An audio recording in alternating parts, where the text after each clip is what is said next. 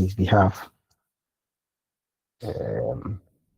I hold first degree social studies, Master of Philosophy in Curriculum and Pedagogy with a specialization in social studies, currently on my PhD program, Curriculum and Teaching, then also Master of Arts History. So I sometimes do assisting. So if you see me here this morning, it's not that he has run away, that is why he has asked me, but he is around, and in the course of the lecture, he will see him join him to listen to what is happening. So spare me this morning and let us have a fruitful interaction. Please, in the course of the discussion, if you have any question, you can ask. If you have any contribution, you can raise your hand. And because this is a public space, a digital space, an environment where we are learning, I'll plead with you to off your cameras and then mute your microphone, unless, of course, you want to make a contribution or give a submission. But more especially, kindly off your cameras for your own safety. We don't want to see the unseeables. Some of us are too young to be seeing you on the digital space. So kindly mute your microphone when you want to give a submission. Feel free in the course of the lecture. If you want to give a submission, raise your hand. I'll call you, then you come out with your submission. Feel free to ask questions. I want this to be an interactive lecture. It shouldn't be one-sided. Yes, feel free to participate. Yes, I know you have a lot of expectations, but I'm praying that I'll be able to meet your expectation in a halfway. Is that okay? Yes, please. It's okay. Right. I believe my voice is also audible. It is. And you can see the screen I'm sharing. Yes, we can see. Yeah, it's coming. I'm now zooming projection mode so that you can see it's very clear. So this morning, we have two important tasks to accomplish. One is curriculum planning, which involves a lot of decision making. Curriculum planning and development, that is the unit 3. Then the second issue to be discussed. So under the curriculum planning and curriculum planning and development, we will look at the definition of curriculum planning. Then we will look at the various definitions, various ways by which scholars in the area of curriculum have defined the concept curriculum planning and development. Collins. Hello, Doc. Yes, a minute here. All right. Hello, class. This is Dr. Collins Annabelle. He's just stepping for me because I have traveled and I will not be around for this Sunday. So he will handle the class for today.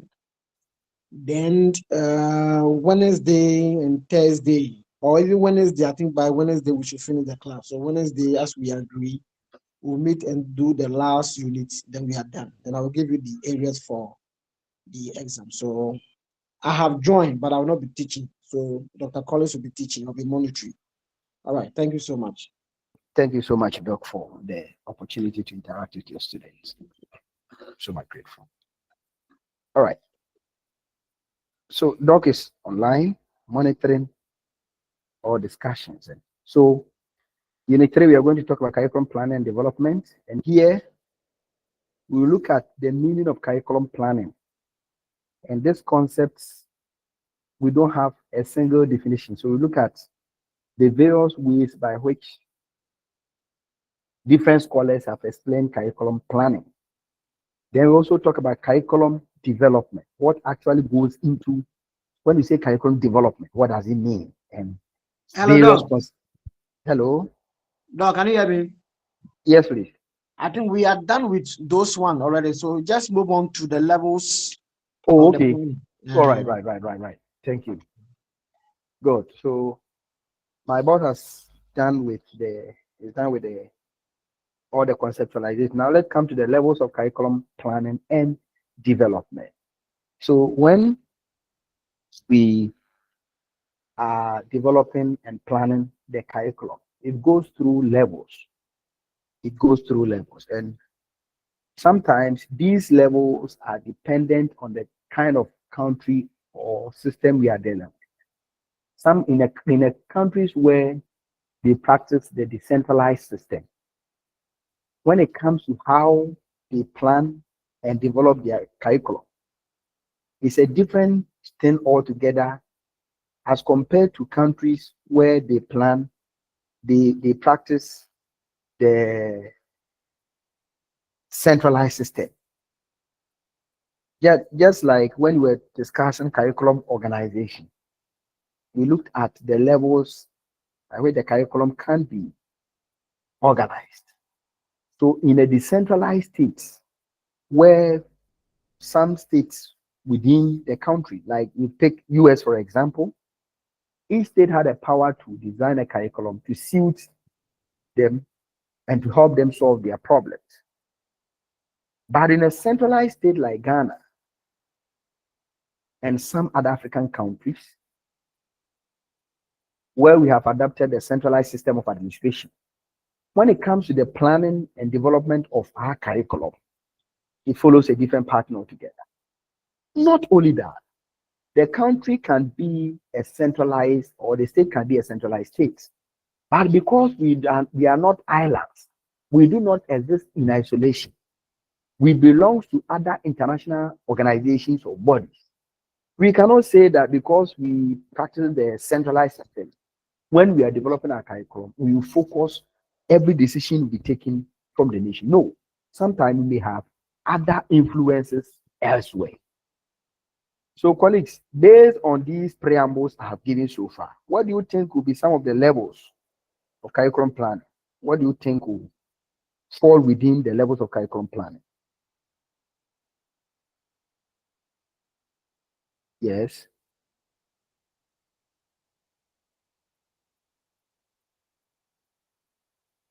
Oh,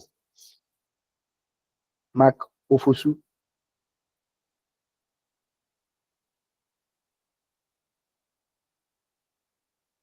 Do we have Mark Ofosu here?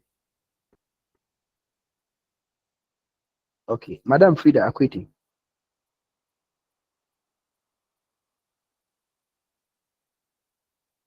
Hello, sir. Yes. Please, can you elaborate your question again? Based on the preambles I've given, when we are talking about levels of curriculum planning, what would you say about that?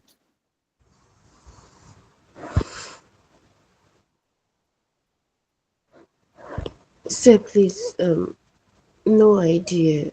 Not that no idea. I would like to answer subsequent questions. So call someone to answer this one for me. You know your people better than myself.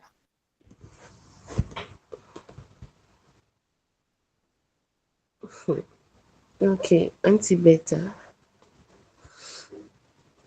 Hey, why me just like that? Because she This is likes just you. too early.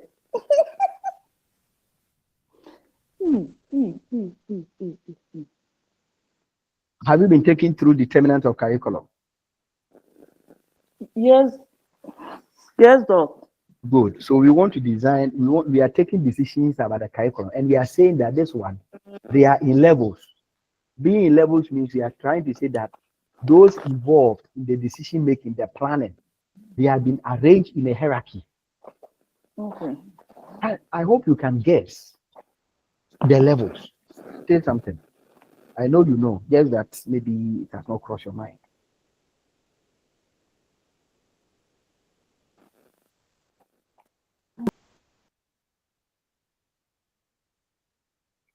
Were you here in 2019? Were you in Ghana? Were you born at that time? 2019. That we heard they were introducing comprehensive sexual something curriculum. Okay. Seems you are not flowing with the way I'm going to flow. So let me step in small. So look at this. Curriculum planning and development is undertaken at different levels. So some decisions about the curriculum Some of the things we do in the curriculum are taken at the first level, the highest. We have the supra level, also known as international level. So I mentioned that we are not islands. We can't say that Ghana, we are on our own, so we are developing our own curriculum to suit us. Most of the decisions, most of the things we incorporate into our curriculum are taken from the international perspective. Yes, I don't know. You saw me going online to look for sustainable development goals, right? SDGs. I believe you can see the screen. Yes, Yes. Doc. Yes, we can. So SDG Go 4 talks about what?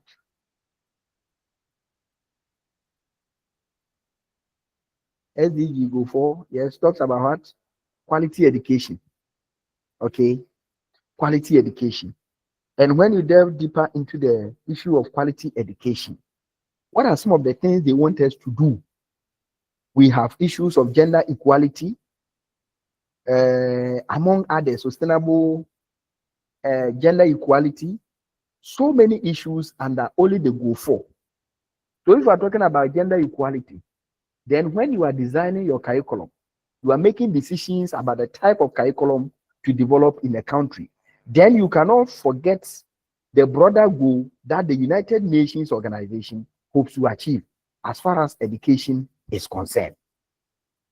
So you get to understand that some of the decisions we make with respect to our curriculum, when it comes to the levels of curriculum organization, levels of curriculum planning, levels of curriculum decision making, we can have the supra or the international level decisions.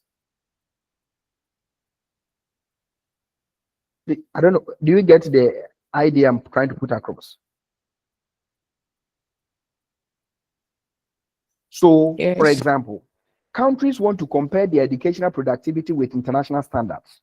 So, those in accounting, is it IEA, International Institute of Accounting? They have come out with standards that every country must conform as far as accounting is concerned. So these are international standards, international benchmark that we all hope to achieve. These days, what are we talking about? What is the dominant idea, issue, trending?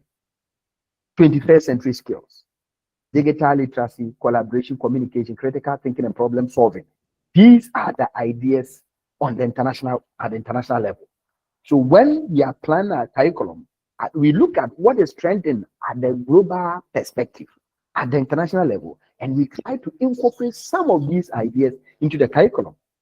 So, for example, we have the UNESCO Common European Framework of Reference for Languages, International Financial Reporting Standards. Then the UNESCO occasionally come out with conventions which member countries are supposed to comply with, and also to also provide funds for research into educational problems which are geared toward providing quality education for all. So the point we are trying to make here is that when it comes to the development of our curriculum at the national level or at the supra level or international levels, we try to look at what has been accepted by the international communities that should be incorporated into the curriculum, and we try to bring in those ideas. For example, when we pick our Dream Ghanaian Child policy, the policy framework, what we hope to achieve, how we want our Ghanaian child to be able to do come next 30 years. We have digital literacy, digital citizenship, we have problem solving or a problem solver, critical thinker. These ideas were forged out of international standards. So when we are planning our curriculum, we are taking or making decisions about the kind of curriculum to be made. We make reference to the international level. So we have the international level planning, what UNESCO and other international organizations, as far as education is concerned, have prescribed that we add. Then we do that. I believe you can also cite examples, instances to support the supra level or the international level of curriculum planning. Yes, I need more examples.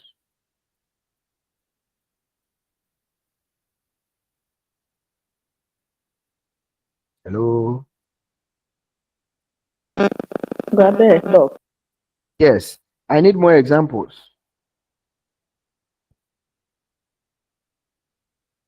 Whom should I call and who will answer for me? Let me call Madam. Okay, Mami Kwabia.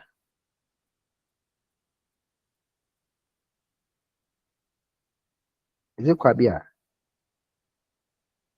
Or Madam Beta?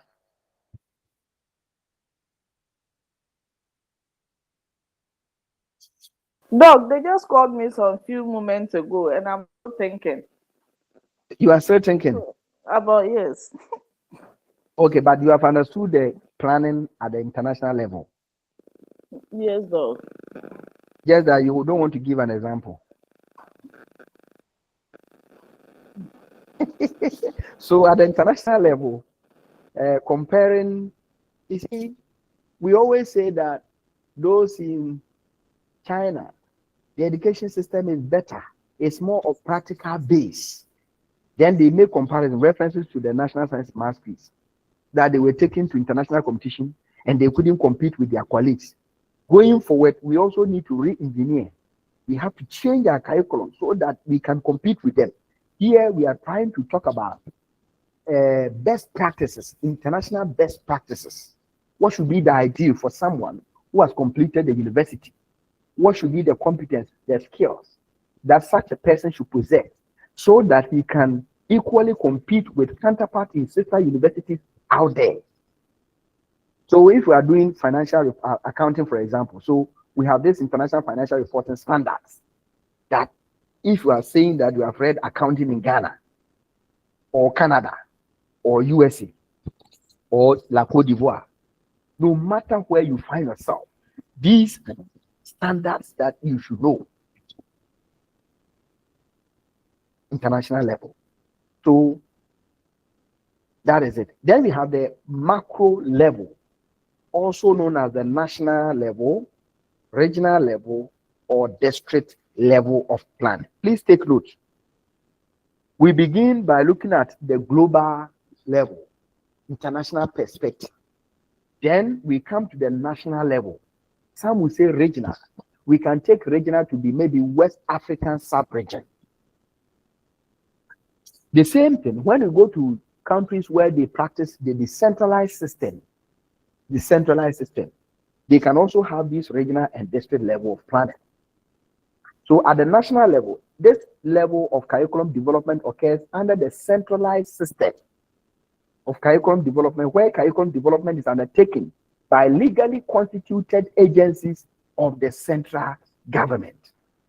So in the case of Ghana, for example, we have a body which is in charge, solely mandated to develop curriculum. And this body is called what? Yes. But this body is called, that is NACA. Initially it was called the CRDD, but these days the name has been changed to what? NACA. So we have this legally constituted body responsible for the planning, development, and implementation, supervision of everything with respect to the curriculum. This occurs only in a centralized state, but in a decentralized system or in a decentralized state, every state, for example, Nigeria is a decentralized state. So we have component states or constituent states, then the central government. And because decentralized states go by federal constitution, certain powers are reserved for the central government, whilst other powers are being shared. For example, they have the concurrent powers, they have the exclusive powers, then they have the residual powers. So issues regarding education, they are concurrent powers. Federal states, federal governments can also develop their own curriculum to suit them, while the central government can also develop a curriculum. But when it comes to issues of currency, it is solely in the hands of the central government.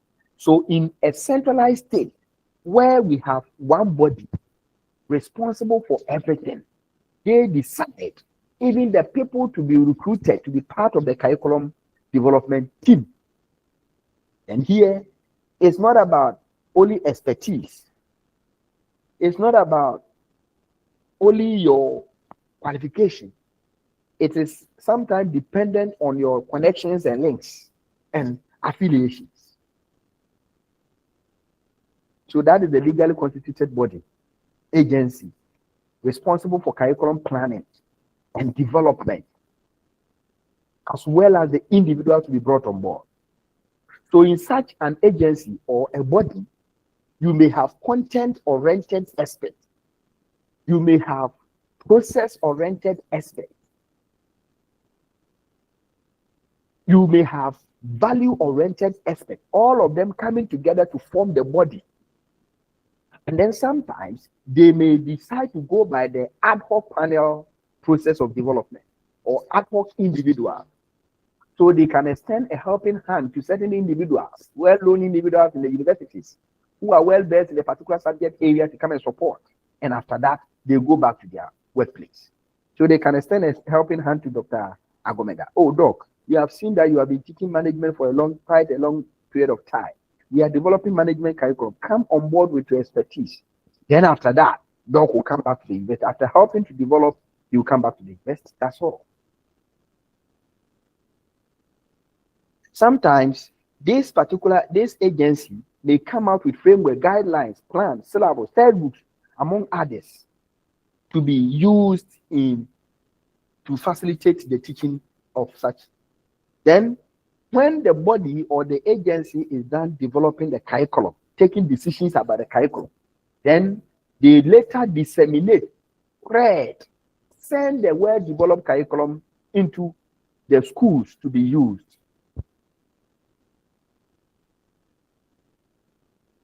Then it will come to the state level or sometimes the regional level. So please take note. The national level, we are mostly concerned with centralized states. Centralized states. So we have used Ghana as an example. Ghana as an example. NACA will develop and later send the document to the schools to be used. Then we have state or regional level. This is mostly associated with countries where they practice the centralized system.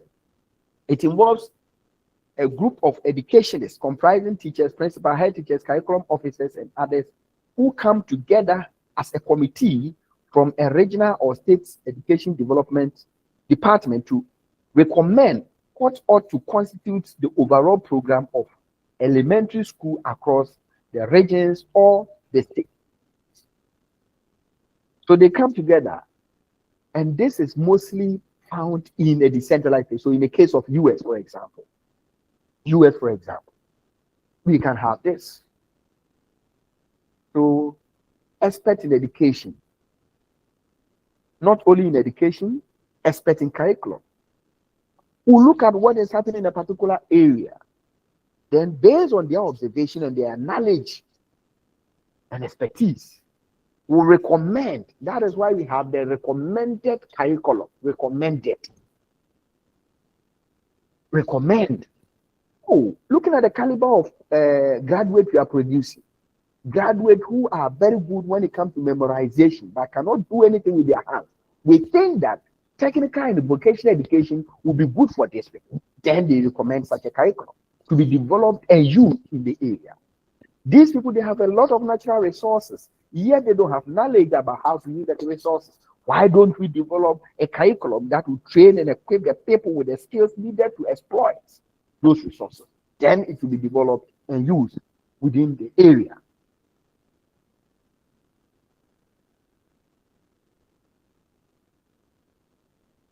Please, any question, any contribution? Oh, you are making the whole lecture sound one-sided.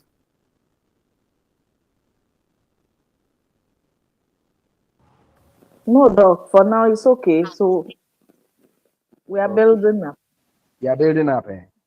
Yes. Yeah. All right, but I've seen a wonderful hand raised. Yes, Madam Beatrice. Is it the Queen or Queen? It's Bequin. The Queen. Oh, okay. All right. I've seen your hand up.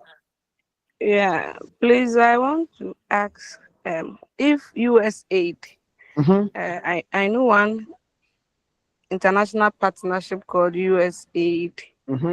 Can we put them at the international level in curriculum planning? Exactly. Yes, they all fall under the because they support in the form of aid, so they may have ideas that they want to be pushed into the curriculum, so they will come at the international level. Okay, Doc. Thank you They very may much. be hiding, for example, IMF may be hiding behind a particular body to champion a particular idea. So these LGBTQ people are fighting. See, we have what we call politics in the curriculum and competition for space in the school curriculum. If a country or a body is sponsoring the educational system, there is no way they will also not push their ideas into the curriculum. So it starts from the international level. Yes. Madam Frida. Okay, thank you, Doc. Doc, during your submission, you mentioned that here in Ghana, the curriculum designers and planners are put together based on who you know. I did please no, I didn't say based on who you know. I said not solely based on your qualification or your expertise, but sometimes connections and links. For example, as I'm interacting with you, okay, you get to know what I can do. So if you happen to be part of the committee or NACA, if after this course you have been employed by NACA and you are looking for people to develop a curriculum, won't you recommend me? Yeah, I'll recommend you, meaning Yes. you qualify for that. Exactly. So that's why I said not only based on your qualification, but who will know you? If who will call you there if nobody knows you, your abilities. Oh, okay, that's fine. Because, Yes, what I know is that they pull people from the various agencies exactly. to come together with the expertise. Yes. So Maybe I you, mentioned the content-oriented expertise, yeah. the process-oriented expertise, the value-oriented expertise. All right, all But right, how all right. will who will know that me I am an expert in UCC here? If nobody, if I've not interacted with you for you to recommend me. They know because normally when during the planning there is this professor, is it Professor Anani? Mhm. He leads, so they should know. Normally they write to the various universities, So the various up and departments. coming small boy like me. It may Not take the that. intervention of a Joseph to mention me to Pharaoh. Eh, All right, I just wanted to clear that aspect yeah, because sure. That's it. That's they it. normally pull from the various Exactly. agencies. So So if you could recall, the agencies present their reps. yes. Yeah, thank you. If you could recall, I mentioned the ad hoc panel, the ad hoc individual. So they call people randomly. For example, very soon they will have book review. They will send links across that if you are interested, fill. And then you'll be recruited. Maybe ad hoc individual. When you are done with the exercise, you are off. All right, madam, thank you for that clarification. Thank you, Doc. Right. Then, so that is the regional or the state level. Regional. So in the case of Ghana, most of the decisions are taken at the national level because we practice the centralized system. Major decisions are taken there. Most attempts at influencing national curriculum from regional levels are channeled through subject associations such as. So in a case where, or in a situation where NACA is not developing the curriculum and you have issues with the curriculum, you cannot just sit in your class and say that me, even the one who chaired the development of this management curriculum, when we were in the university, I was brilliant than him. So I'm not going to teach this.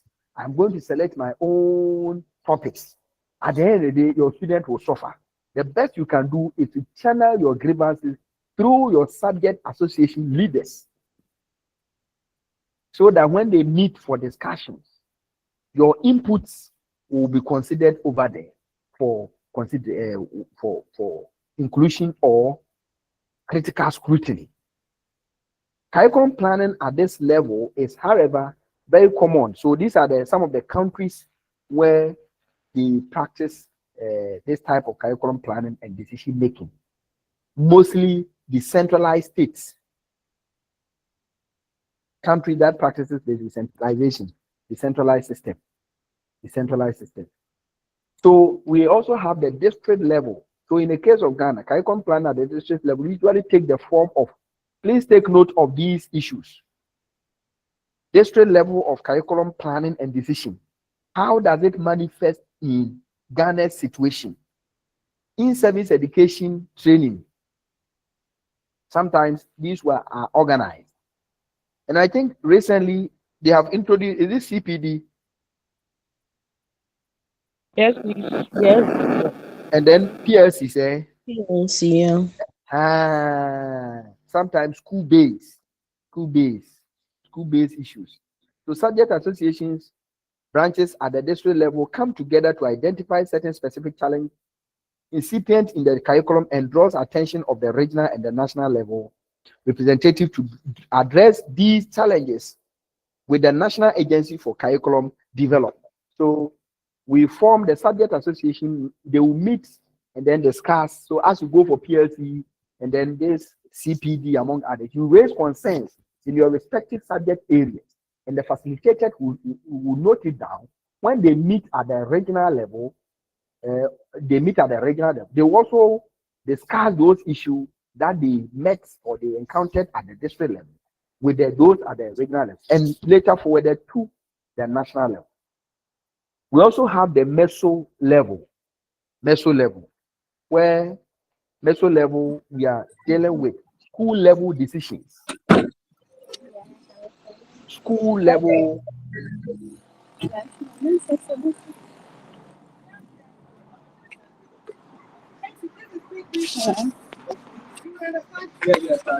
Please mute your microphone for me.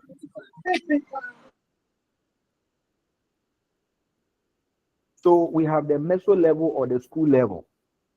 This level involves adjustment of the school curriculum or study plan to match the specific profile of a school. So school specific curriculum. School specific. Yes, it's true. We have developed it at the regional level. We have developed it at the national level. We have developed it at the district level. But looking at the situation in our school system, looking at the context, the caliber of students we have, the resources available, the environment, can we do that? So what we do, we have to now adjust the curriculum. But sometimes in adjustment, we do not adjust the contents. In the case of a centralized system, we do not adjust the content because what is science, what is matter? You can't say the level of cognition of your students are very low. So you are changing the definition of matter to something different. No. What you can do is maybe the terminologies, you break it down to the level of understanding of your students. And sometimes the prescribed pedagogies, if they are saying use as a projector, but in your school, there is no light, neither to think of projector. You now have to improvise. So in the course of improvising, you end up making adjustment. The adjustment here. So in Ghana, the role of the school in curriculum planning at the implementation level, where it is at the implementation level, where curriculum implementation is influenced by internal and external characteristics of the school. So when it comes to the meso level of curriculum planning and development, in the case of Ghana, where we practice the centralized, the only role we can play is at the implementation stage because the curriculum has been designed by a body called NACA.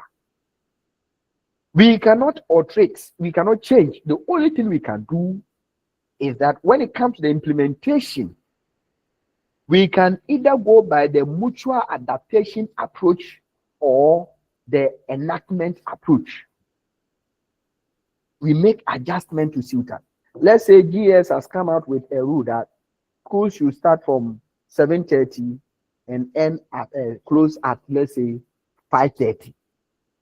But the students are coming from different places. How do you start they have to work for 2 hours before they get to the school. And you are saying you start school at 7:30. You cannot. So the best you can do is to shift the time to 8. And you can also say that you close at 5:30, because when you close at 5:30, how will these children work 2 hours and get home? It will be late. So when it comes to the implementation, we make adjustments. And in a situation, so we have the internal characteristics of the school and external characteristics of the school. Internal has to do with some decision, the school's timetable, decisions regarding timetable, decisions regarding resources to be used. Then external, we are looking at policies from the society and other things that end up influencing the school. So GS will come out with timetable when we should start the school games and other things. All these things will end up influencing the way we implement the curriculum at the meso level or at the school level. Usually the school head is responsible for ensuring that the activities of teachers and other administrative staff comply with the school ethics and structures. And more importantly, the general purpose of the centrally planned educational program via school-based supervision with the help of circuit supervisors and the heads of the various departments in the school. So when it comes to the planning and development at the meso level, we try to make modifications, adjustments, so that the curriculum will suit the specific school that we are implementing. But in the case of Ghana, we don't do anything. The only thing we do is that when it comes to the implementation, we try to modify or change certain things so that it will suit our school. It will suit our school, certain time and others. But in the course of we trying to make those adjustments, we were very careful that we do not deviate from the overall goal for introducing such a curriculum. Any other modification or every modification adjustment we make,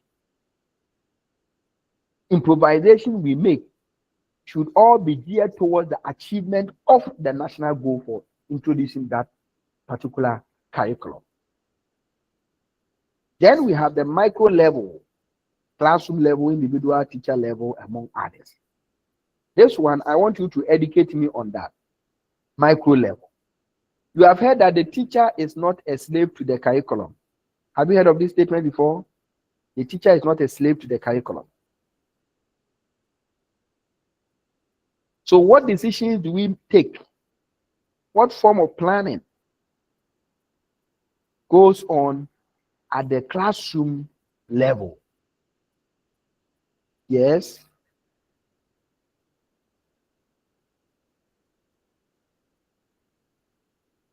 Yes, I've seen a wonderful hand up. Yes, Amofa. Yes, sir. Yes, madam. Okay. Please, what I've noticed is that sometimes maybe a particular topic must precede another Exactly. to influence the understanding. But we realize that that one rather comes first. So you Good. have to go back and teach that particular one before you teach the one that is ahead. Madam, this is your answer. If I've had my own way, I would have given you 100 CDs. Thank But you. in the absence of the 100 CDs, let me give you a token. Yes, so take it home, okay? Thank you. Yes. Sometimes, based on your experience in teaching the course, you realize that certain topics would have been better or should be taught first before others. So at the classroom level, you, the teacher, can now make your own arrangement. And I've done some. For example, when we get to Unit 4, I've made my own adjustments because of the way I want to teach that topic. I've done what Madam said. Yes, what other thing? Classroom decisions. Yes, classroom decisions. Madam, yes, Madam Alice. So, sir, Yeah. I think as a facilitator, you have to check the interest and the abilities of your learners Good. before you come out with the content. Good. So thumbs up for you. You see, thumbs up for you. Yes. Yes. You see, that is why I always have problems with teachers who will go to the online, download somebody's lesson plan, bring it hook, line, and sinker to their classroom and start implementing. You know your learners best, learners' characteristics. So it is up to you to be able to identify the interest of your learners, what actually motivates them to learn. Then you re-engineer your curriculum, your lesson plan to suit them. Yes. Motivational strategies, pedagogies, yes. Okay, let me go to Madam Frida. Oh, I was about to talk about the teaching and learning activities and then the pedagogies. Good. Talk about it. Please talk about it. Why not? I think you would have to align the teaching and learning activities and then the pedagogies based on the learning abilities of your learners. In selecting them, they would have to be age appropriate, level appropriate, and then content appropriate. Good. Good. So at the classroom level, individual level, you cannot say that I went to a particular school and the teacher was using this method and the students were responsive to that method. So I am bringing it to my school. No, it may not work because the kind of food that the students in that school have been eating may be different from what your people eat. So bringing that method to your class may not work. So you need to consider all these things at the classroom level. In fact, sometimes some of the substance indicated in the yes, okay, mommy. Hello, sir. Yes, madam. So let's take energy for instance. When we come to the national level, maybe they will tell us as we teach about energy. So when it comes to the classroom as a teacher, you need to also bring real life objects to demonstrate the kids that this and this so that they will understand it very well.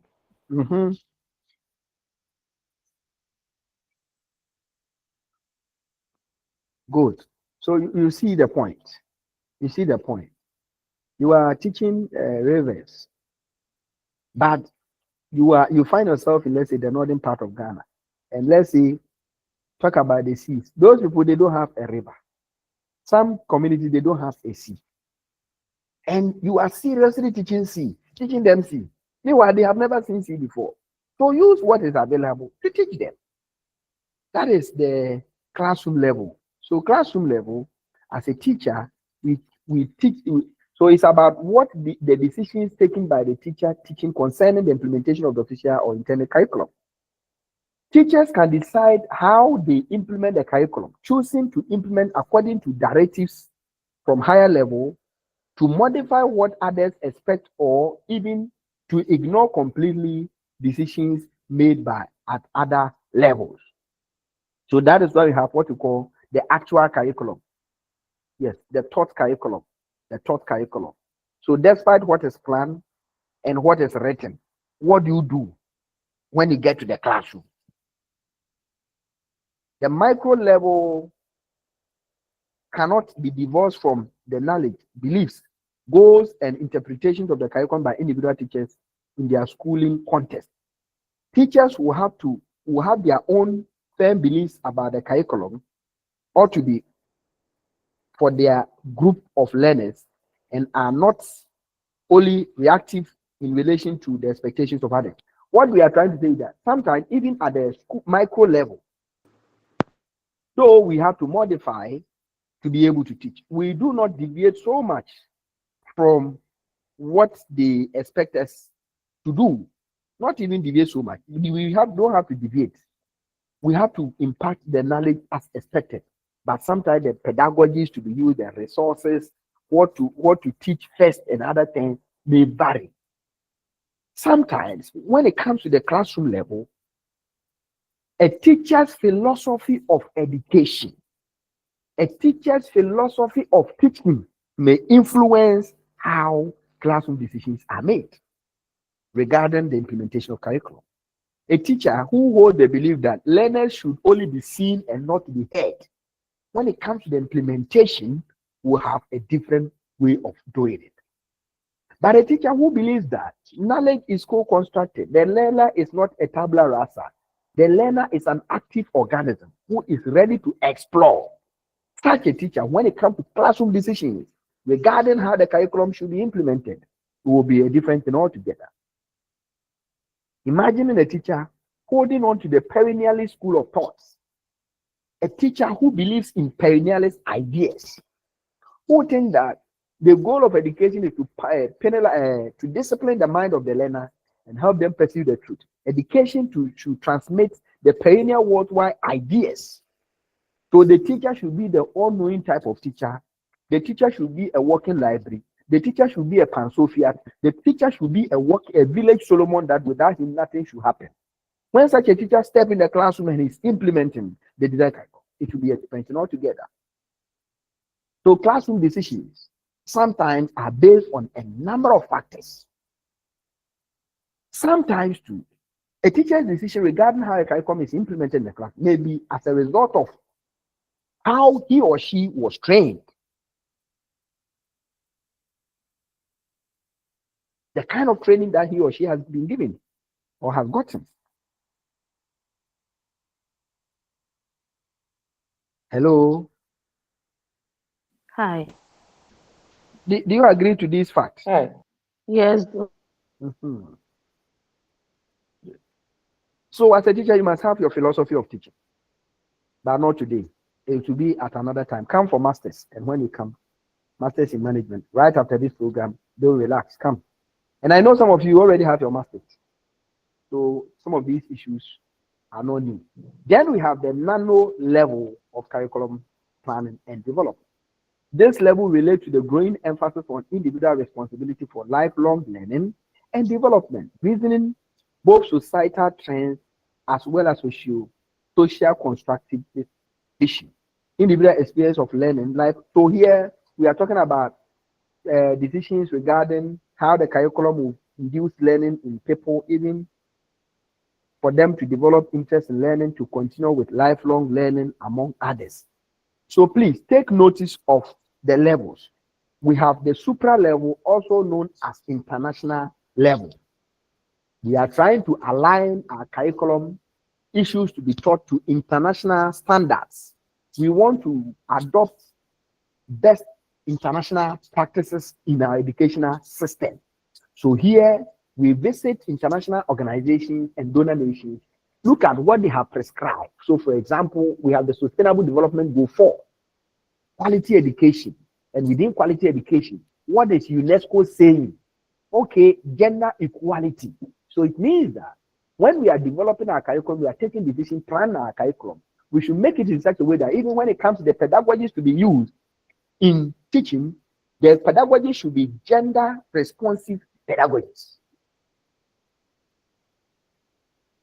Then we came to the national level, where we talked about the fact that here mostly it refers to countries where they practice the centralized system.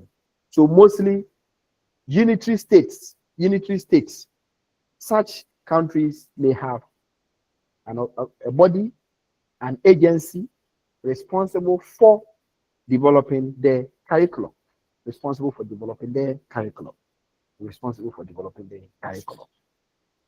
So here we cited the example in the case of Ghana that we have NACA. But don't also forget that we have a course called Politics in the Curriculum. That will let you understand that everything about the whole curriculum is political in nature. This is what people find it difficult to accept. So after the national level, we came to the regional, state, or district level. And we mentioned that the regional level mostly applies to decentralized states. So US, Canada, every state has the power to design a curriculum to suit their context. We came to the district level where we said that, then we mentioned that at the regional or the state level, teachers in the classroom, in the case of Ghana, for example, the only thing they can do is to channel their grievances through their subject association leaders and they will now forward it to the district regional level, and then the regional people will also forward it to the national for consideration. Then we came to the district level where we said that we organize in-service training, CPD, among others, to train teachers on specific issues in the curriculum, among others. Then we also listened to their grievances. We came to the meso level, where meso level we mentioned school-specific curriculum, where we try to adjust, we try to modify the curriculum to suit the specific school for which we want to enact the curriculum.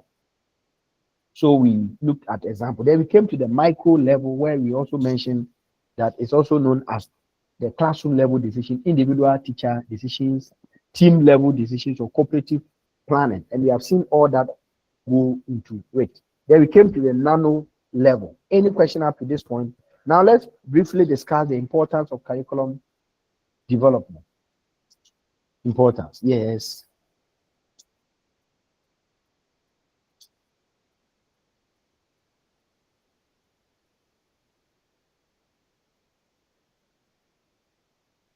Please, any question up to this point?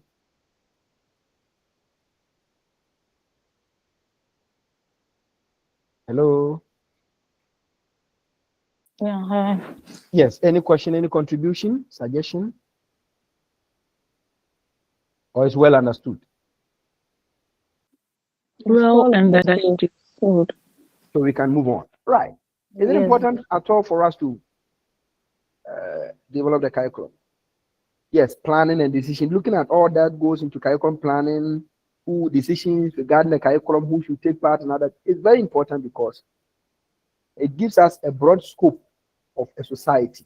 So curriculum planning is broader scope of the society. So curriculum development has a broad scope because it is not only about the school, the learners, and the teachers.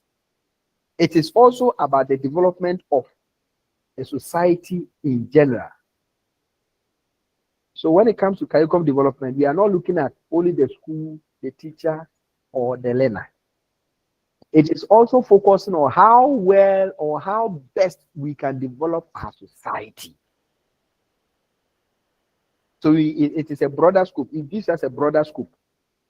We are not only interested in teacher development, learner development, or the school or whatever, but in our attempt to develop a responsive curriculum, in an attempt to develop a worldwide curriculum, such curriculum will equip the learners with the needed skill, right attitudes, and values,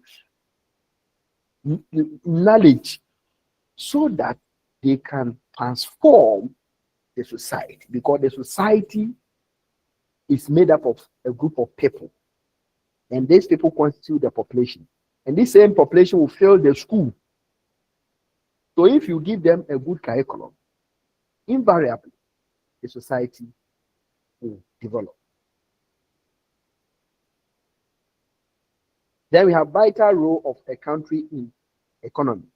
In today's knowledge economy, curriculum development plays a vital role in improving the economy of a country. It also provides answers or solutions to the world's present conditions and problems, such as environment, politics, socioeconomic, and other issues, poverty, climate change, and sustainable development. Yes.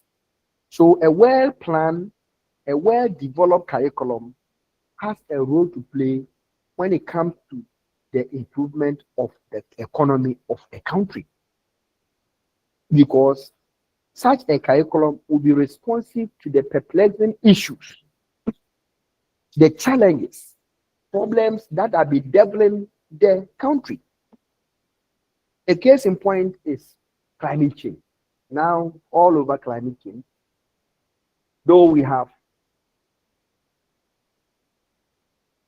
anthropogenic causes, human-induced cause of climate change, as well as the natural causes. But these days, we are stressing more on the anthropogenic, human-induced cause of climate change. High rate of emission of CFC gases, chlorofluorocarbon gases, methane gases, carbon sequestration.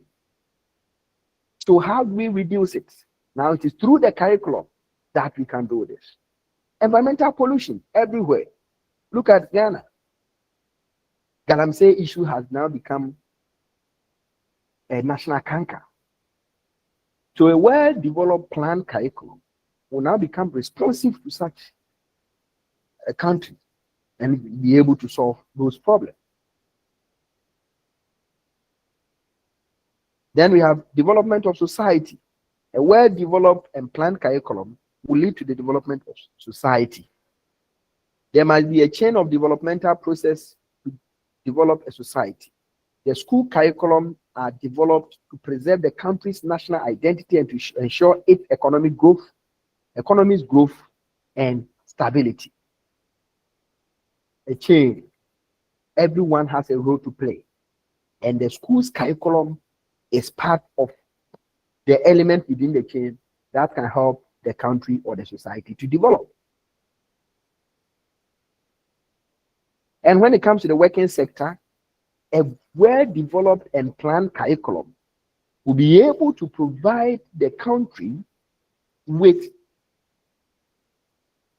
a workforce that possesses the requisite skill, competencies, knowledge, expertise to be able to move the frontiers of the nation.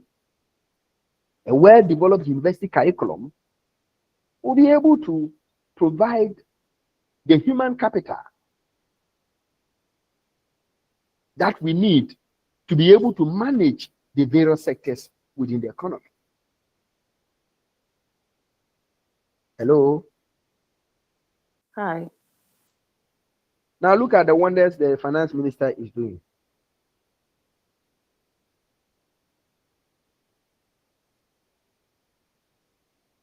Look at the wonders our teachers are doing in the classroom. Come to think of what you management teachers are going to do, because you are going through a well-designed management curriculum from the University of Cape Coast. So when you step in the classroom, because you have gone through a well-developed planned curriculum from the university, you possess the requisite knowledge, skills, expertise to be able to impart knowledge as we want you to do. And when you go through a well-developed and planned curriculum, in fact, your way of life will also be improved.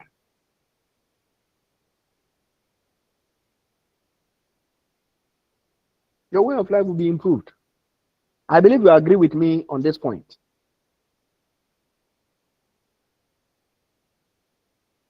Hello? Hey. You agree with me on this point? If for nothing at all, you read something on educational psychology of child learning and development. So if for nothing at all, even if you are not going to teach psychology, you can apply it.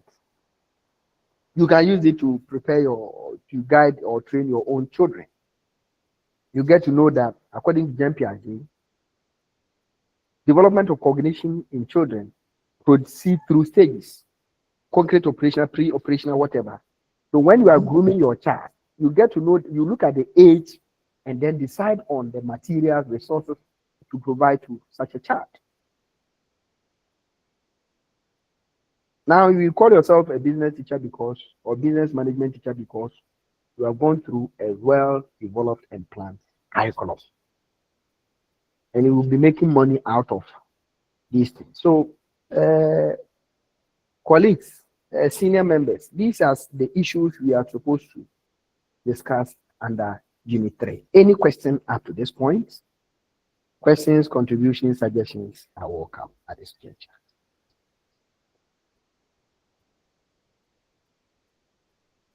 Madam Betta, I think you are the course rep, so speak for your people.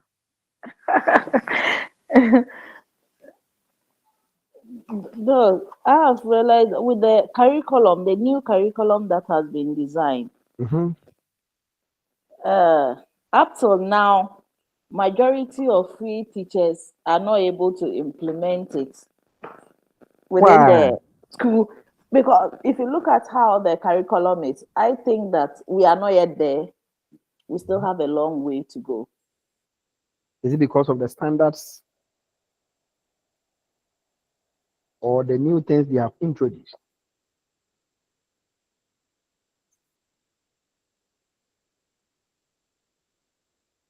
If we want to make I think that is why they have. Yes. Yes. So you wanted to we say have something.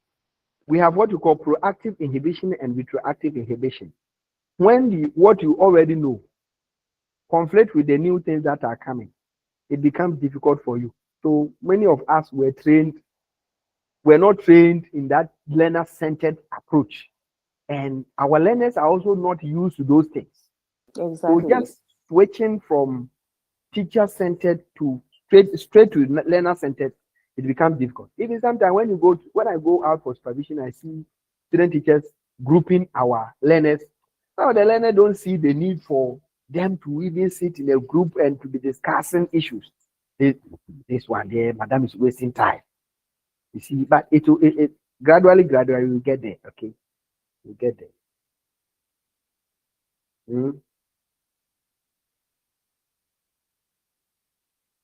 It's a matter of time. Please, can we move on? Yes, sir. Right. Oh, you are not making contributions, Kora. Why? Is it that I have hijacked the whole thing?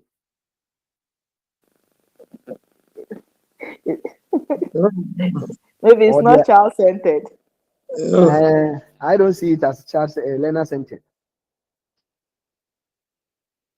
Madam Mofa. Sir. Yes, you wanted to make a submission. No, please. All right. Good. Now let's move to Unit 4. I'm hoping and praying that we'll close early so that you can now attend to other matters. Today is Sunday. Some people want to cook, prepare different soups and stews, then iron for the whole week. So you cannot keep them online throughout for simple issues. Somebody said that, say, hurry up and let's close early so that we can use the small period in between to cook. Even after church class, some people are saying, say, we have not eaten. So hurry up so that we can go and cook and eat. Madam Betta, is that what you are saying?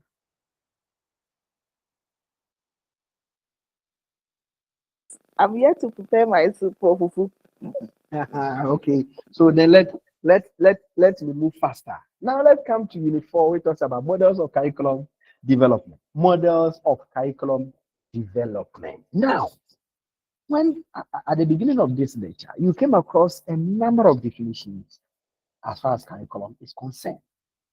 You realize that we don't have the definition of curriculum, but we have a definition. Different scholars have conceptualized curriculum in different ways. And the way they have defined the curriculum has also gone a long way to influence the way they think the curriculum should be developed. Take note. Their understanding of how a curriculum is or what a curriculum is has influenced the way they think it should be developed. So, under this unit, we are going to talk about the models, frameworks that some curriculum experts have proposed that it should guide curriculum development. So basically, you should be able to understand or comprehend, comprehend models of curriculum development. Then we take time to analyze Tyler's curriculum model, development model. We go to Taber's curriculum development model. Then we end with Wheeler's curriculum development model. Then we look at the major differences among these curriculum models. Model by Tyler, Taber, Wheeler. Sometimes in some books you see Scalebeck, you see Kerr, you see Nichols, among other people. But for the purpose of time, where we talk about feasibility, we will discuss these three scholars in curriculum. Please, you cannot read curriculum without knowledge about Taber, Tyler, Wheeler. You cannot read curriculum and say that you don't know anything about Taber, Tyler, Wheeler. So please, let's take note. Now, what is a model? What is a model? Before we even go to the slide, what is a model?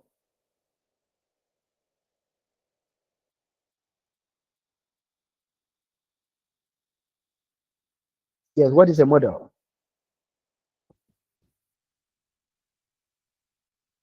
Madam Frida. Sir, Yes. if we say a model, on a general note, could be a framework, the basis governing something.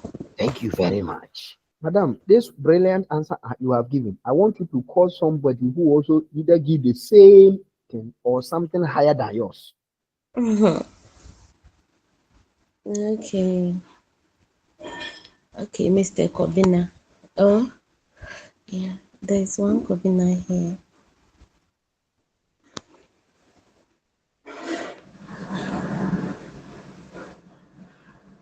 Mr. Kwabina, I know you will not hide behind your network and say, I cannot hear you.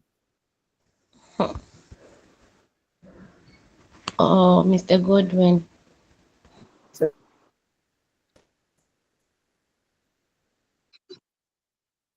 Count it. Sir, please. Sir, please, I'm here.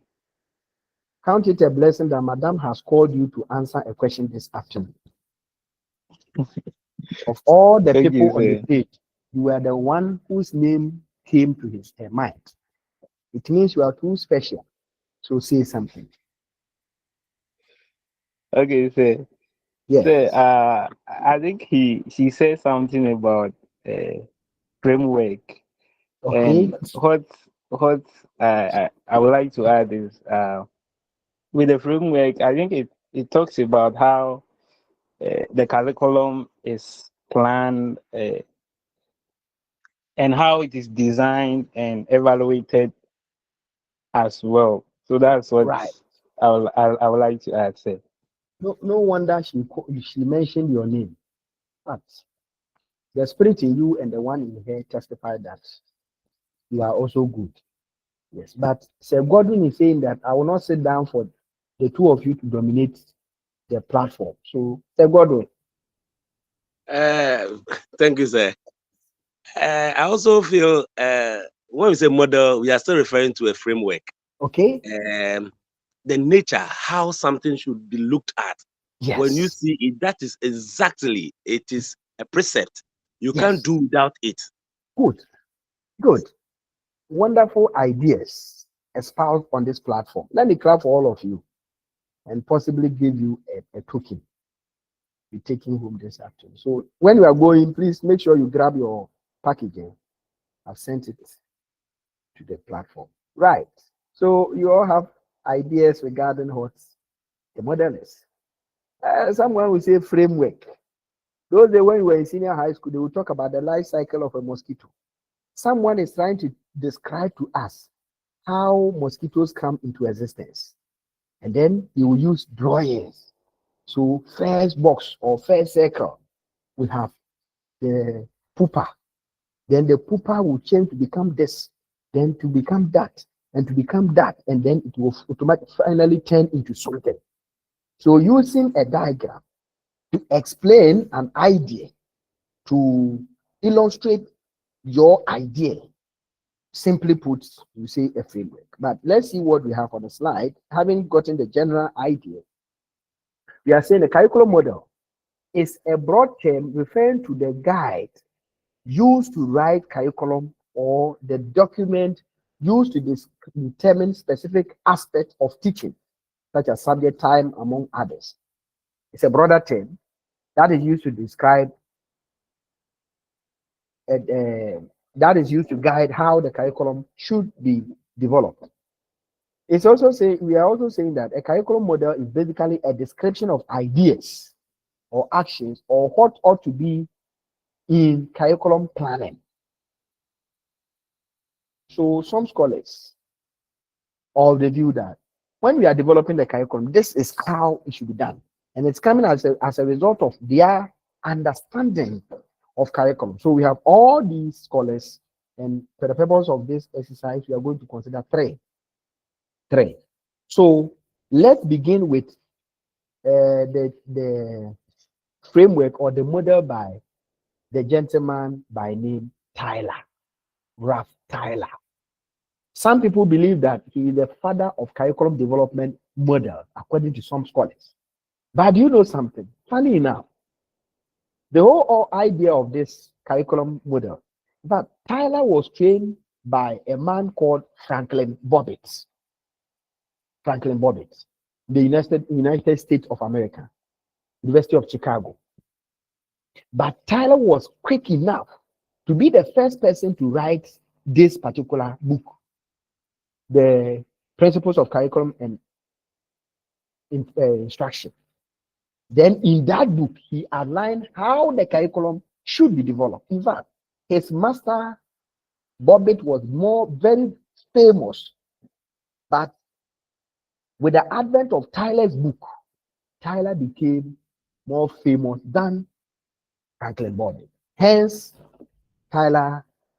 So his model is also called Tyler Rational Linear Approach. Tyler's Rational Linear Approach.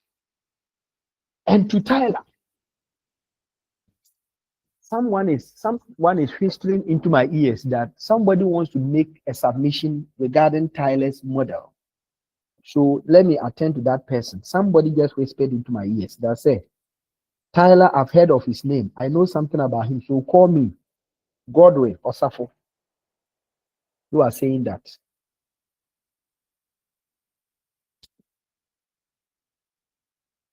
The Godwin.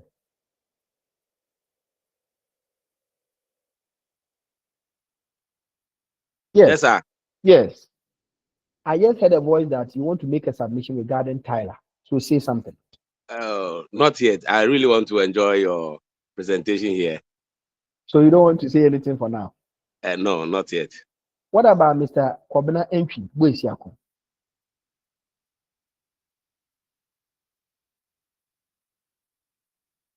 Okay, Madam Frida.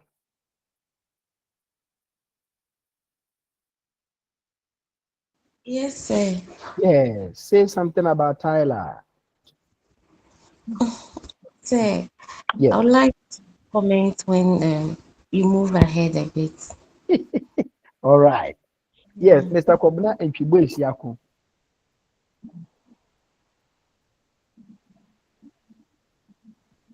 Thank you. Okay, I think. Mark Ofosu. Sir, I'm waiting for you to at least say something. All right, so let's go. Let's go quickly. Yes, this gentleman by name Tyler was trained by Franklin Bobbitt, and he wrote a book, Principles and Practice of Curriculum Instruction. In that book, he outlined the stages that one must follow in order to develop a curriculum. And he said that anytime you want to develop a curriculum, the developer must ask himself 4 important questions.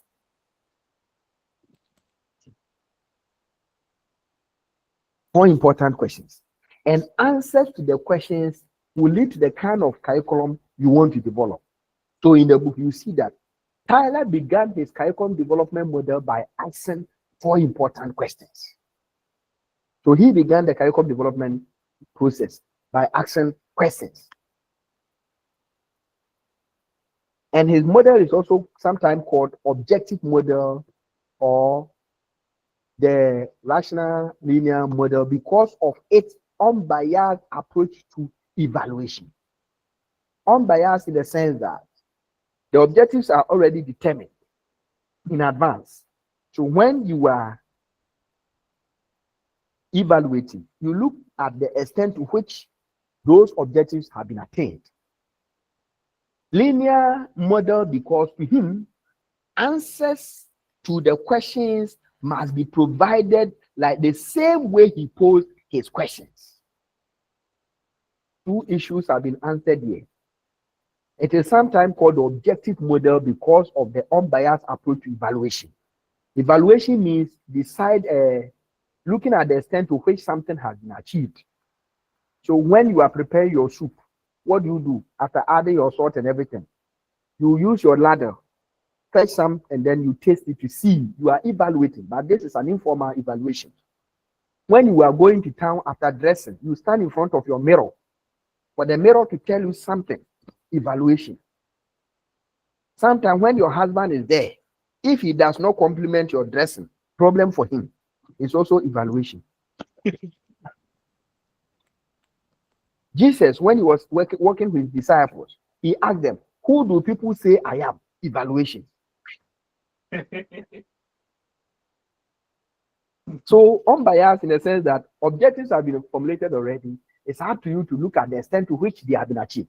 Just like when you finish teaching, you want to ask your student questions to see whether the concept you taught has been clearly understood. Evaluation.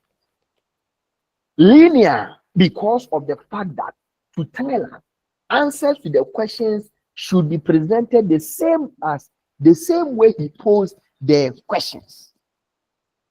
So Tyler began his curriculum development model by asking 4 important questions. Please take note. And the first question was, what educational purposes should the school seek to attain? That's the first question. What educational experiences can be provided that is likely to attain these purposes? That is the second question. How can these educational experiences be effectively organized? Fourth one, how can we determine whether these purposes are being attained? So that is Tyler. Anytime you are developing a curriculum and you are interested in Tyler's model, Tyler is saying that ask yourself these questions. So the curriculum you want to develop, what do you want to achieve? Okay, we want to, as a nation, by the next 50 years or by the year 2030, we want to train graduates who are skillful in stealing. That is the purpose. Okay, if it is about stealing, that is what you want to attain. What experiences should we bring on board so that people will become skillful thieves or people who can steal and steal well? Then you begin to think about things that when they do, they'll become good thieves. But these experiences we are bringing on board, are we going to present them haphazardly or we are going to organize them? We need to organize them. So how do we organize? So we can organize either through the vertical or the horizontal. After this, we need to find out whether our graduates are stealing the way we want them to steal. Very good. Evaluation. Or what educational purposes should the school seek to attain? We are now thinking about digital citizenship, global citizenship, culturally responsive citizens, respectful citizens, digitally literate citizens, learners with public speaking skill, presentation skill. These are the things we hope to achieve, purposes. Now, if these are the issues, what experiences should we put in place when it comes to the issue of digital citizenship or digital literacy? Okay, what experiences? One, henceforth, lecturers should not teach all the issues on their course outline. They should give some of the topics to students as assignment so that they can go and research. So in the course of researching, they will get to know how to even download. So the digital skills or those soft skills will be developed in the learner. How are we going to organize this? Okay, let's grade them. Level 100, first year, we have certain experience that we need to do. Second year, we have certain experience. Third year, we have certain experience. Fourth year, we have certain experiences.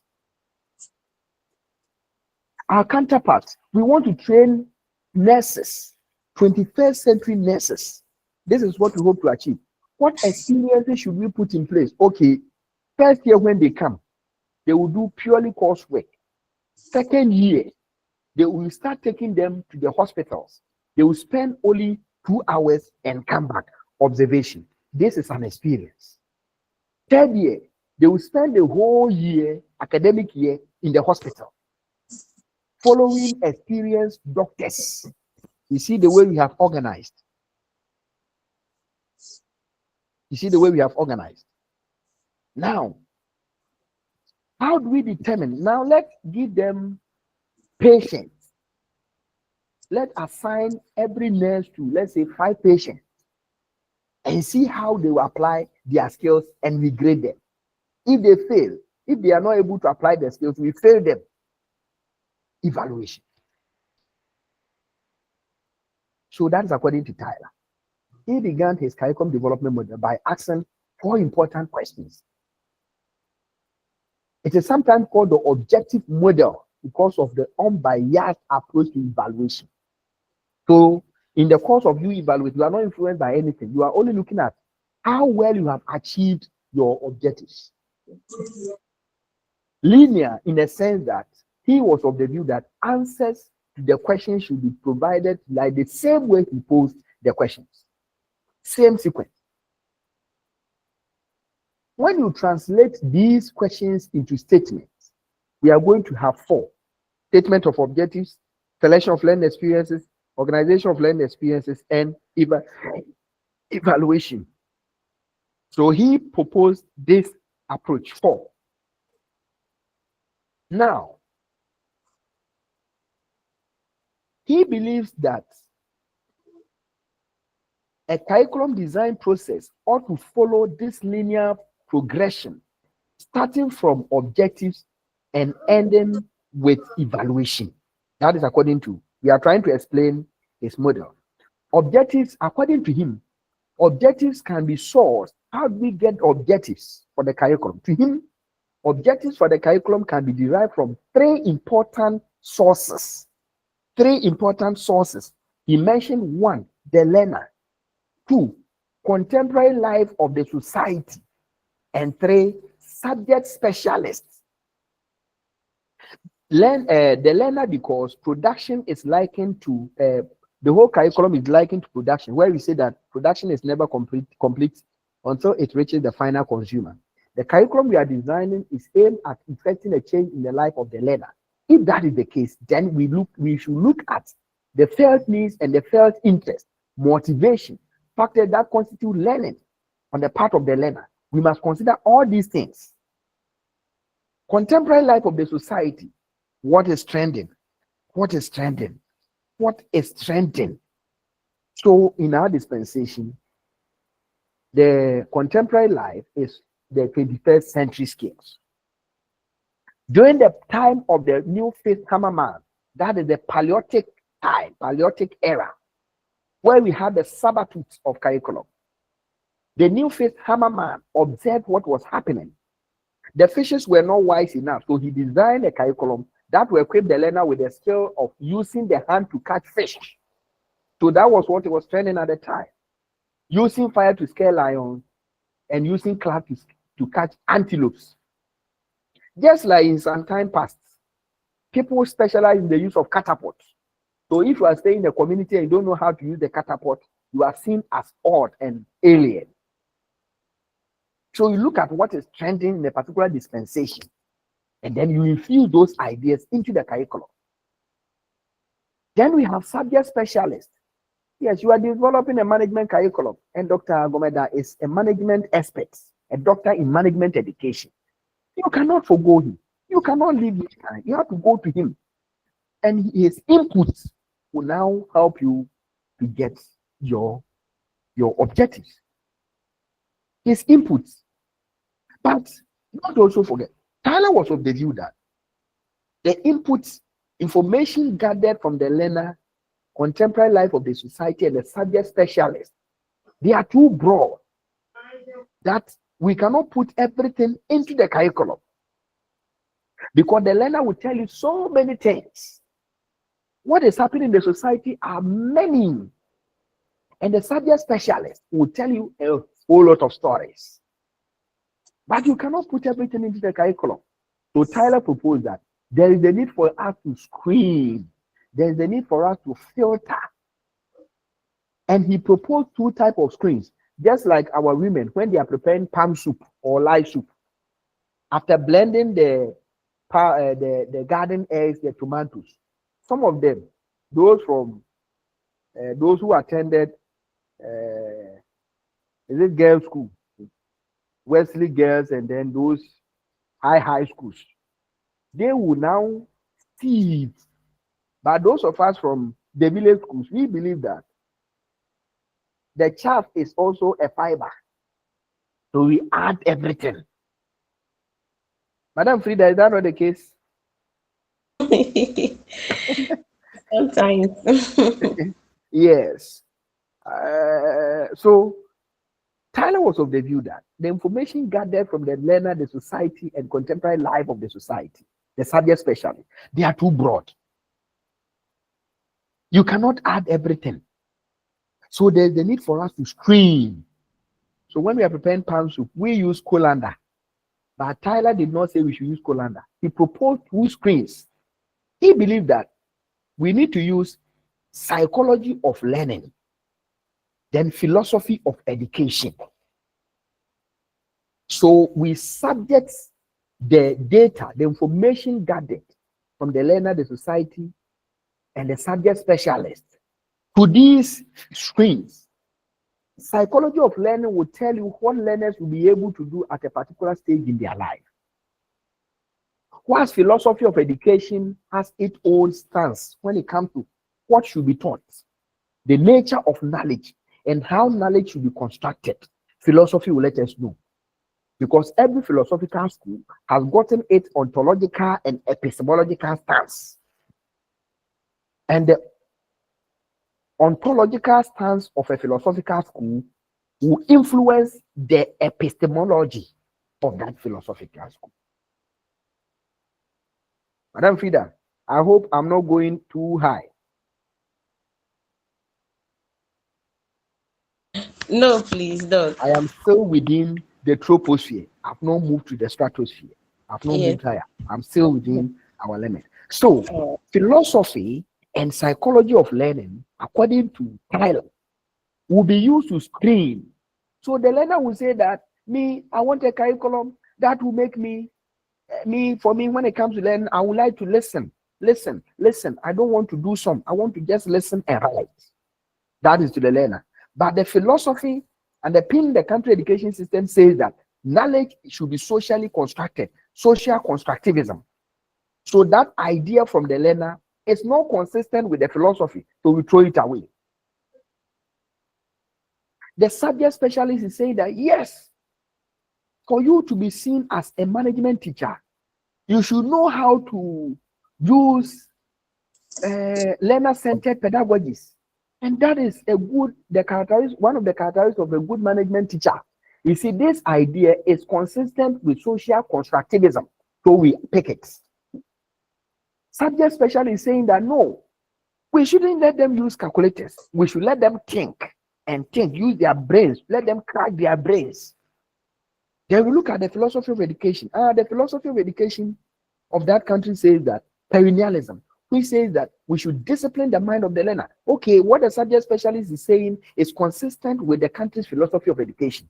What is the learner saying? The learner is saying that I want to be a critical thinker. I want to think in abstraction. Oh, okay, this statement by the learner is also consistent with the philosophy that we pick. So we do the picking, the rejection. So Tyler will say you get what you call the classroom objectives. So the one you gather from the learner, the society, are too broad. They are called tentative objectives. After screening using the philosophy and the psychology, that is where we are going to get the specific classroom objectives. Are we following? Yes, sir. Yeah. Good. Let's move on. Now, objectives form the basis for the selection and organization of learning experience. So after formulating your objectives, what experience? By learning experience, we are talking about the interaction between the learner and the conditions of the external environment to which he will react. Some people think about learning experience as teacher-learner activities. You did not know the thing. Now you know the thing. What were you taking through that has enabled you to know the thing? That thing is the learning experience thing I'm talking about. You did not know how to type, but now you are typing.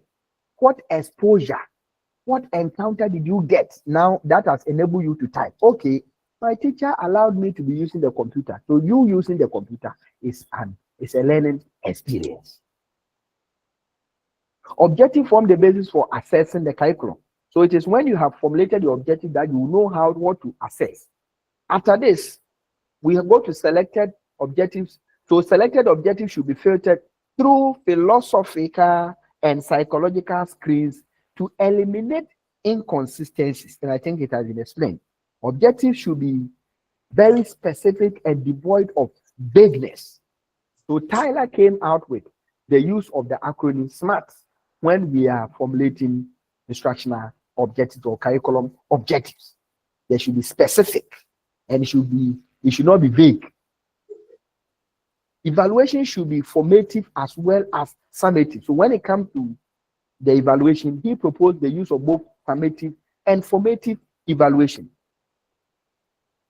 This model highly involved the learner in curriculum development because he mentioned that one of the sources of objective has to do with the learner. It has a simple linear approach to development of behavior objects. So here, Tyler proposed that instructional or curriculum objective we should use behavioral verbs or action verbs. That is according to Tyler. So if you look at the model, this is how basically the model look like. In fact, Tyler's model is also described as the top-bottom approach, to curriculum development, where when we bring it to the Ghanaian context, a group of people will sit up there, develop a curriculum, and bring it down to us. Please, are you okay? Yes, sir. So look at the steps. From the selection of objectives. How do we get objectives from the learner, contemporary life of the society, then subject specialist? Then he said that information or data gather. How do we gather data? Sometimes through questionnaire interviews, one-on-one discussions, or observation to get the data. But he said that they are too broad. We need to filter using philosophical and psychological screens. From there, we get the specific objectives. Then we select learning experiences. Then we organize the learning experiences. So the learning experience we can organize using the vertical or the horizontal. The vertical is where same or similar experiences are being repeated at different levels of education, but with an increasing level of difficulty. Whilst the horizontal has to do with same experience or similar experiences repeated at the same level of education, but in different subject areas. Then we come to evaluation, and he proposed both the summative and the formative evaluation. Formative being undertaken in the course of the development process, while the summative at the end of the whole development process. When it comes to implementation too, we do that. But people have criticized Tyler's model. It has been criticized a lot by some scholars. Some are saying that Tyler's model of curriculum development is too time consuming. You have to do all these gymnastics, go through all these stages. In fact, Tyler's model relies heavily on behavioral objectives and is difficult and time consuming to construct these objectives.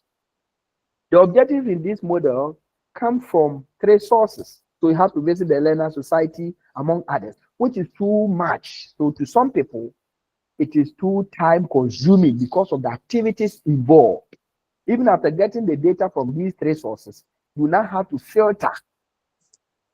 And in the process of the filtering or screening, it will take time. Are we good?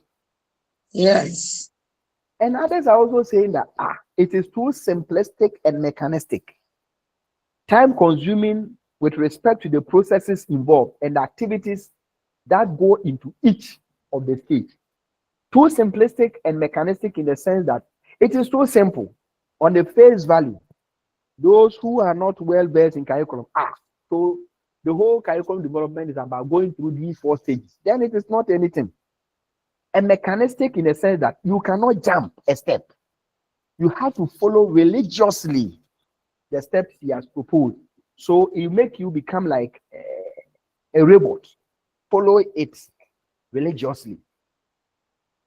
And because of that, it makes the curriculum development static in that it leaves evaluation to the last stage. You see, when it comes to the conceptualization of curriculum, we have curriculum as a process, then curriculum as a product or static. By process curriculum, we are saying that it makes room for modification and adjustment. It is ongoing in design. There is a room for you to make changes at any stage. But because Tyler's model brought evaluation to the end, it means that whenever there is a problem at the formative stages of each development, you cannot see until you get to the last stage, which is problematic. And it also implies that the single-headed arrows in the model implies that before you jump from here to here, you might have exhausted all the works at that stage. The moment you move to the next stage, you cannot come back, which is also problematic. And Tyler's model has been criticized because to him, learning experiences and content go hand in hand. So to him, the moment you select content, learn experience, it is a foregone conclusion that content is selected. And people think that no, it shouldn't be the case. Content should stand on its own, learn experience should stand on its own. So he was criticized on that ground, that he treated learned experience and content as one, which should not be the case because content is different from learned experience. And the model is based on the end means approach for ensuring instruction. End means. So where we want to get to has been determined already. Where we want to get to has been determined. So whether you are dying or not, whether you are interested or not, this is what we want to get. So by force, we must get there. Tyler does not indicate adequately the interaction. So when you take a look at the model, the critics are saying that there is no adequate interaction between and among the elements in the model. So look at the first step, selection of objectives, formulation of objectives. What is the relationship between this first one and evaluation? There is no direct relationship. There is no direct relationship. What is the relationship between learning experiences, selection of learning experiences, and then evaluation? No direct relationship. Organization of learning experience and selection of objectives, there's no direct relationship. So people are saying that there is no adequate interaction between and among elements within the model. And the model is too learner-centered, student-centered, and therefore give the teacher little opportunity to manipulate the learning experiences as they see fit to evoke the kind of learning outcome desired. So these are some of the criticisms that have been labeled against the Tyler's model. So just like politics in Ghana, see, NDC will come and start something, and people say, never, never, never, these things are not good. Give me the opportunity. When the opportunity is given to me, I will do a wonderful thing. When the opportunity is given to the next political party, they also come and do the same thing, but with a different name. Madam Frida, do you get the argument? Yes, please. Yes. What do you mean by one district, one factory? Never, never, never. This is not good. When the opportunity is given to another person, they will say one community, one job. Is it politics? So that is the whole thing. Just like a woman being with a wonderful gentleman, then another gentleman will see you and say, when I see a beautiful lady like you following such a man, in fact, my heart begins to shake. What at all does he have? Give me the chance. In fact, give me your heart. In fact, this Dubai that people go once a year, you go every weekend. You give him your heart, and you also come and do the same thing. So based on these criticisms labeled against Tyler, then came in a lady by name Taba, Hilda Taba. And Taba was also a student of Tyler in the University of Chicago. And Taba spent a lot of time with her master Tyler in most of the activities and the programs designed at the time.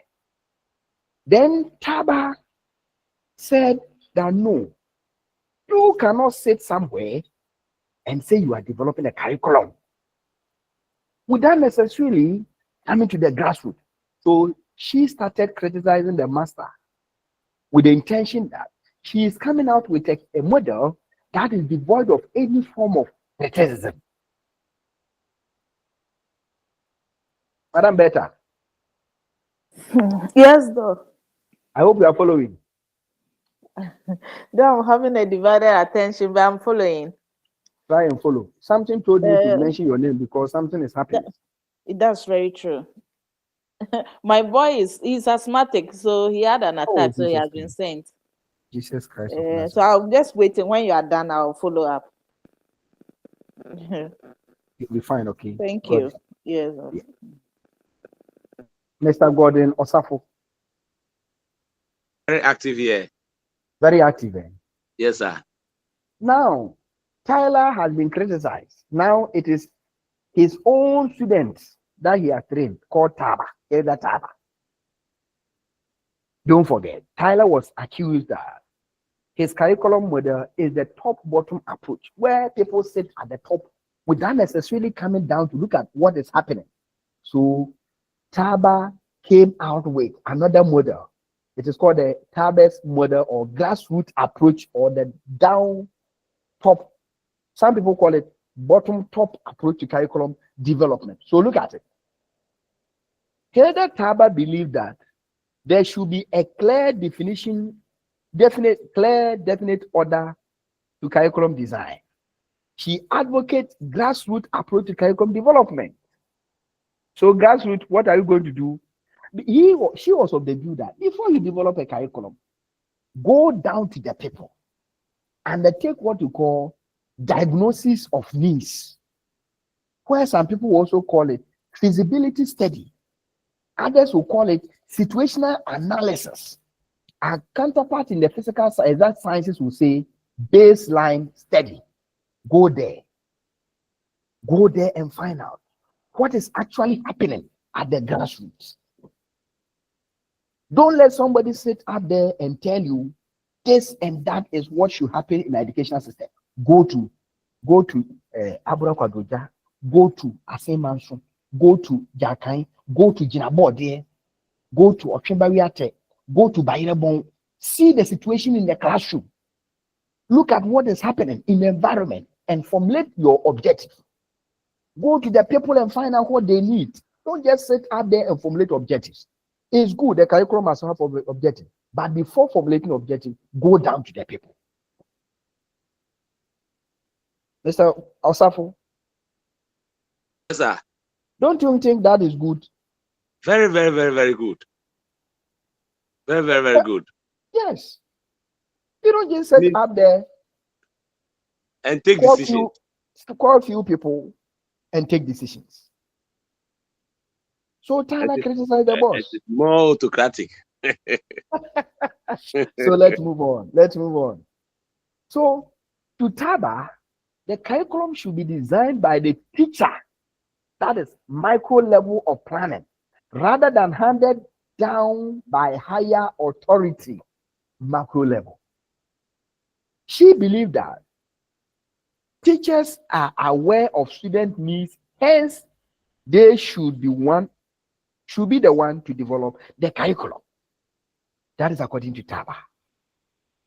Yes, and when you read the history of curriculum development from US, from the colonial era through to the national period, Three important issues have dominated the curriculum discourse, what we call the focal point of curriculum. We have the learner, we have subject matter or knowledge, then we have society. These are the three focal points of curriculum. And these issues have dominated curriculum discourse from the national period through the era of progressive academic scientism, progressive functionalism, romantic radicalism, privatistic conservatism, technological conformism, up to the present stage. And Taba was of the view that, hey, you can't just sit up there. Come on, go down to the people. Go down to the people and find out from them. And the moment you design the curriculum up there and give it to the teachers, they have brought their own curriculum. So let's see what happens. They will not pour their heart out when it comes to the implementation of the curriculum. So she advocated that teachers should begin the process by creating specific teaching learning units for their students in their schools rather than by engaging in creating a general curriculum design. She advocated that teachers should take an inductive approach to curriculum, starting with specific issues and building to the general, rather than the traditional deductive approach from the general to specific. So because of it, she came out with this particular, these stages. Have you seen the first one? Please, have you seen the first one? Yes, diagnosis of needs. Yes, just like when you go to the hospital to see a doctor. The doctor cannot just sit down, look at your face and prescribe. He will sometimes engage you in series of questions. He is diagnosed. If he demands that the doctor should touch a part of your body, the doctor will touch. If he demands that the doctor should put his hand in your mouth, touch your teeth, and see your reaction, he will do that. What is he doing? He is trying to diagnose. So Taba was of the view that we need to go down to the society and they take what you call diagnosis of needs. And Skilberg called it situation analysis. What is it? The process of finding out what is there and what ought to be there in order to bridge the gap. Situation analysis. Process of finding out what is there and what ought to be there in order to bridge the gap. Or the critical study or examination of the society for which an educational proposal is meant to be able to identify the challenges, resources available, and the way to overcome. So out of the diagnosis of needs, then you formulate your objectives. So we want to develop a responsive curriculum for Ghana. We are going by Taba's model. What do? We need to come down to the people. Oh, the learners are not coping well with this particular quantity. So what should we include there? Then they will tell us. We are seeing a lot of improper waste disposal, disrespect, among others. So these are the issues we have gotten out from the diagnosis. Now we are formulating our objectives. The objectives will now focus on how well we can solve the problems we have identified in the society during the situational analysis or the diagnosis of needs. But most of the decisions we take are not informed by data. Sometimes they are politically driven without any proper data. They are not informed. Diagnosis of needs, outcome. So out of the diagnosis of needs, we now formulate our objectives. After formulating the objective, don't forget, Tyler was criticized on the grounds that he puts learning experience and content together. And the student of Tyler, by name Taba, she is now separating content from learning experience. So she also brought in selection of content.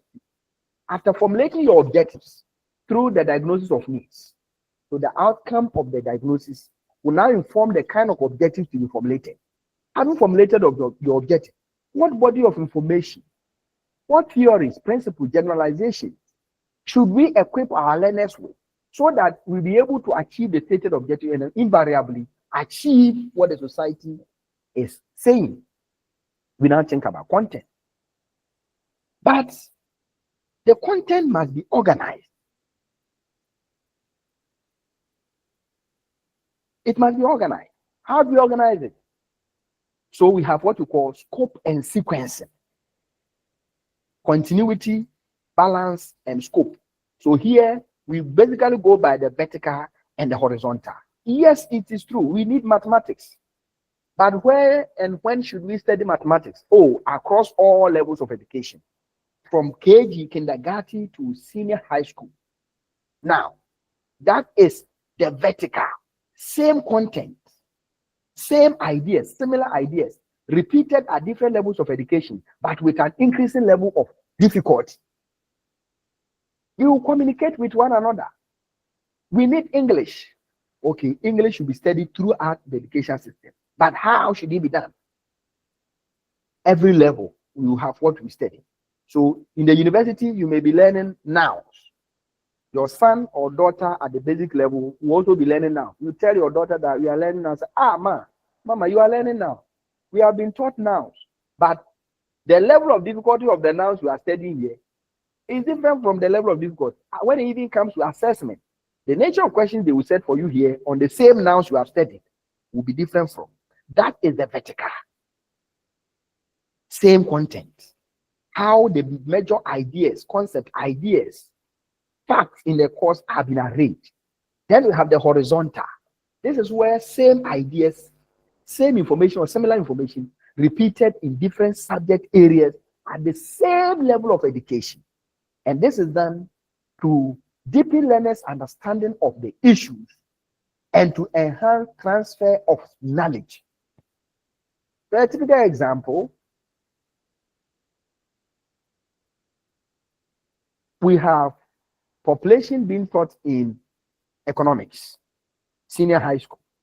The same population is being taught in geography, senior high school. Population is also being taught in integrated science, senior high school.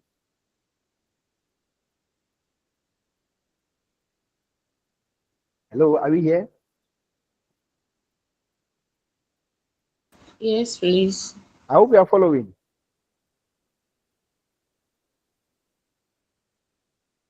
Good.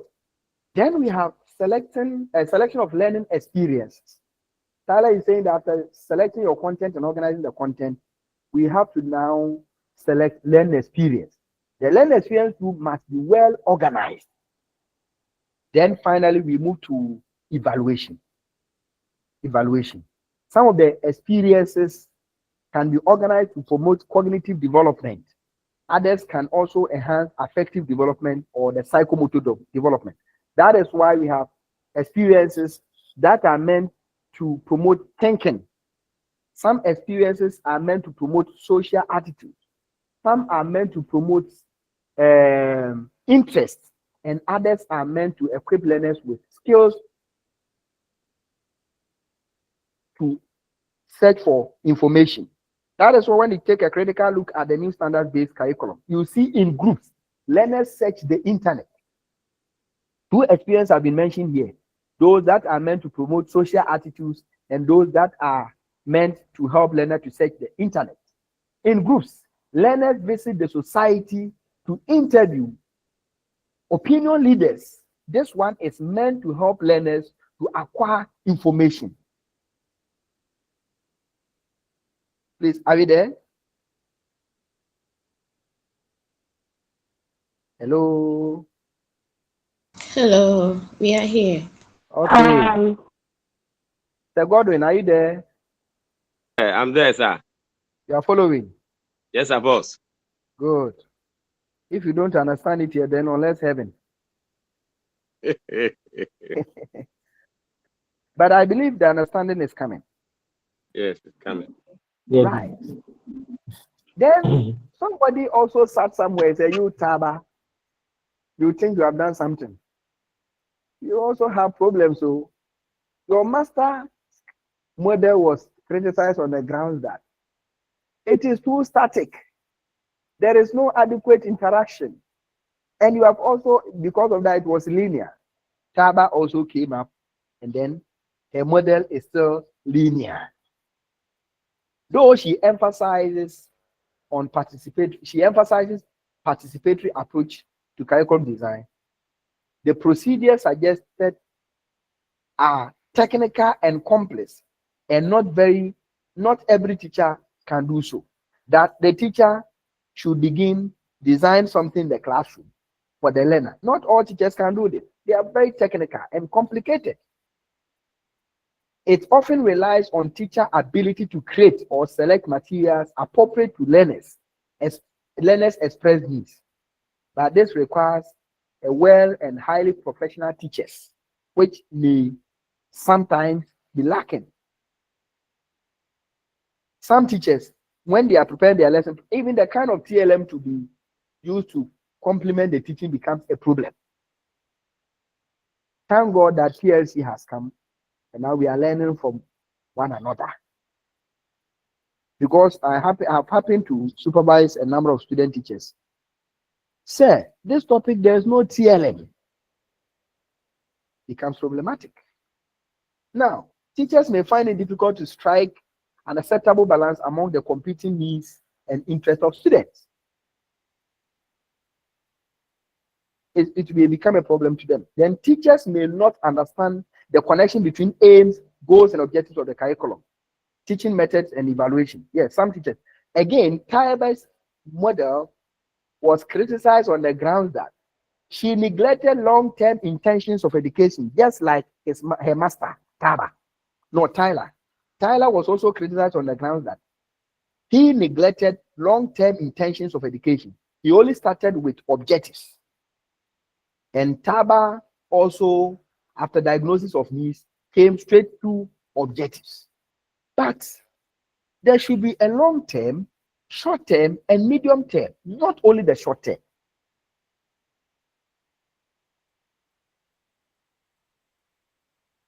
Please, do you get the argument?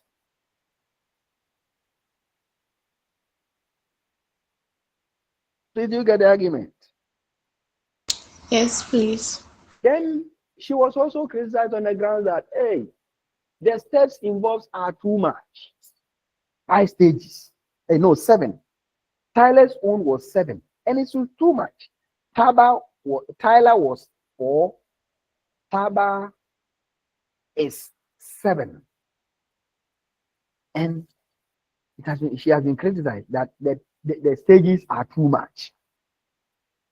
You have to undertake diagnosis of needs, which requires a lot of skills. Who to participate in the diagnosis of needs, the kind of information to elicit during the diagnosis that stage. After that, you now formulate your objectives. From there, you select content, you organize content. From there, you select learning experience, you organize learning experience. Before you also come to eval. And she had been criticized on the grounds that she leaves, or she left, evaluation is left at the last end, again, just like her master. So if there are problems during the formative stages, you cannot detect.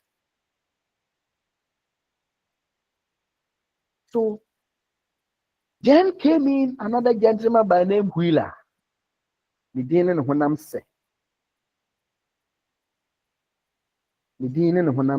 Wheeler. I don't know whether the father knew that one day he will come out, the son will come out with a model that is like a wheel. So it tells us that we should be careful with the way we name our children. Because the father named him Wheeler, and when he grew up, he came out with a model that looked like a wheel. So what is your name, and what kind of model will you come out with in the future? Madam Alice Abba.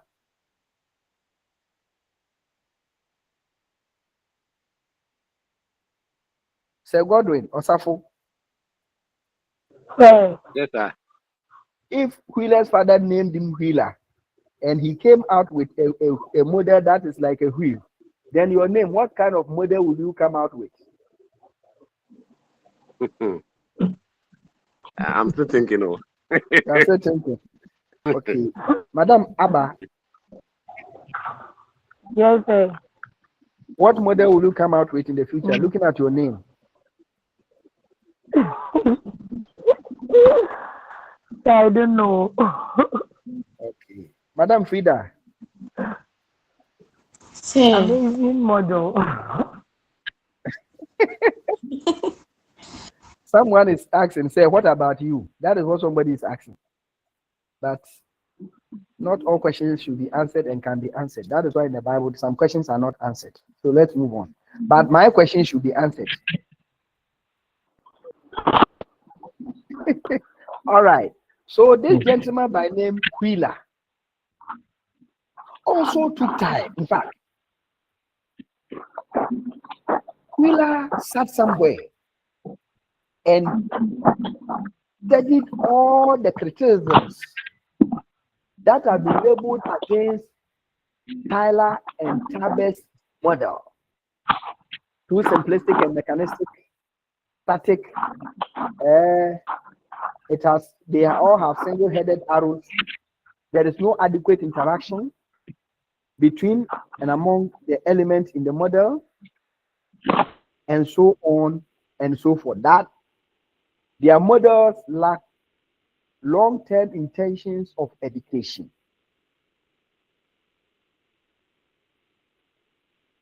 Then Wheeler said, okay, I will come out with a model that is devoid of all these criticisms. Then he invented or came out with the Wheeler's wheel, the cyclical model. Wheeler's model of curriculum development is an attempt to provide answers to the questions raised about Tyler and Tabet's model. It has said that curriculum should be a continuous cycle which is responsive to changes in the educational sector and makes appropriate adjustments to account for these changes.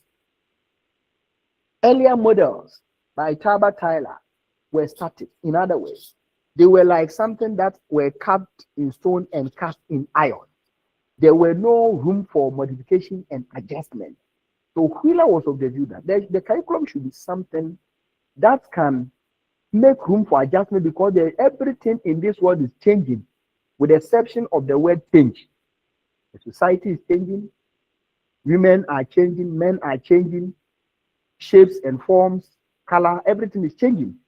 Likewise, education, because the goals and aims of education, values of education, are based on the conditions in the society. And these things are changing. It means that those things must also change. Because during the 1987 education reform, Rawlings wanted to diversify the curriculum, make it more responsive to the needs of the Ghanaian people, and also introduce some kind of vocational programs into the system. Hence, the introduction of basketry, bead making, among others. But now, the focus has changed. So what must be done? So if we are still to go by the objective model by Tyler, there will be a problem. So Wheeler believes that curriculum decision making can start from any point and then come back to any of the points. The basic assumption upon which the model rests is that the end of education is to change behavior, and that education is everywhere the same. He therefore stresses the specification of behavior by breaking down educational aims into specific objectives at the classroom level. So to him, he tried to come out with a model that will cater for all the criticisms that were labeled against Tyler. Where Taba was of the view that we have to start from the grassroots teacher. Wheeler was saying that decisions can be made at every level. Then in the final analysis, we will come back to the same level. Tyler and Taba were criticized on the grounds that they neglected long-term intentions of education, hence aims. Wheeler introduced aims. So to him, his model started from or with selection of aims, goals, and objectives as one. Selection of aims, goals, and objectives as one. Then he moved to the selection of learning experiences as two. Third one, selection of content as three. Fourth one, organization and integration of learning experience and content. Then evaluation. Now you see something, you know something. Taba separated content from learning experiences. How it should be organized, he separated them. And that was why Taba had 7 stages. Wheeler also separated content and learning experience. But when it came to the organization, he said that content and learning experience go hand in hand, so he merged them. So organization and integration of learning experience and content. Then he added evaluation. But his model was in a form of a cycle, a wheel, like this. Like this. I believe you can see the cyclic nature of Wheeler's wheel. Yes, please. Yes, Good. Some have labeled it aim, goals, and objectives. But other people are of the view that you can start from any point. You can start by evaluating the situation on the ground. Then after evaluating, the outcome will lead you to the aims, goals, and objectives to formulate. Then from there, you select your learning experiences. Then you move on to select content. Then you organize and integrate them. You come back to the drawing board again. Some are also saying that begin by formulating your aim, goals, and objectives of the education system. Then select content, learn experience you follow, organize and integrate them, then evaluate. Do we get the argument? Hello? Yes, sir. Good. Apart from the academic nature of Wheeler's wheel, we can also learn something for life. That there is this popular saying that winners never quit and quitters never win. No matter how life is treating you, there is always the opportunity to come back and start again. It is never too late to start.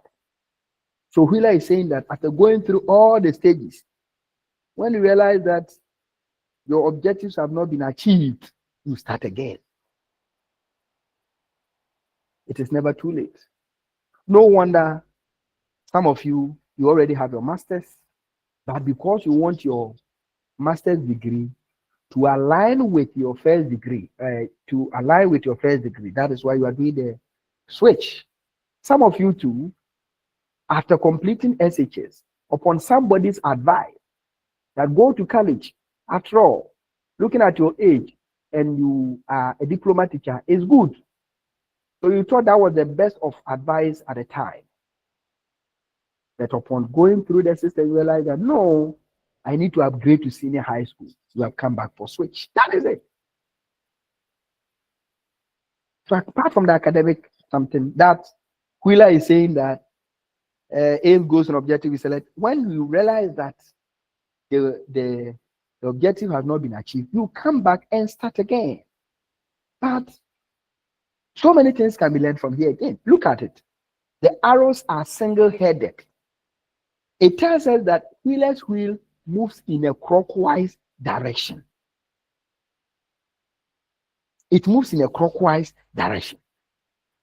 And the single-headed arrow also implies that before you move to 2, you should make sure that all the things you need to do in 1 is completed. The moment you move to 2, you cannot come back again. And the moment you move from 2 to 3, you can't go back to 2 again. You have to go through the cycle. You have to go through the cycle. That is Wheeler's wheel. It has also been criticized Yes, look at it critically. Some of the view that there is no adequate interaction between and among the elements. What's the relationship between selection of content and evaluation? There is no direct relationship. Organization of learning experience and content as against selection of aim, goals, and objectives, no direct relationship. Evaluation and selection of learning experience, no direct relationship. This gave room to another man, or this prompted another man by name Kerr, which will not be discussed in this lecture. Kerr, to now come out with another model, same, is it 4? Just that he used a cross, you see cross, to link all the elements, then joining side by side, so that it will not be criticized. So critics are saying that Wheeler's wheel is also time consuming. It is difficult to locate the starting and the ending point. It is not different from the objective model because of the fact that we have goals, aimed goals and objectives. It seems to lack of procedure between organization and integration of learning experience, content, and evaluation. That is what the point I was trying to make, that there is no direct relationship between and among the elements. Between and among the elements. Any question up to this point?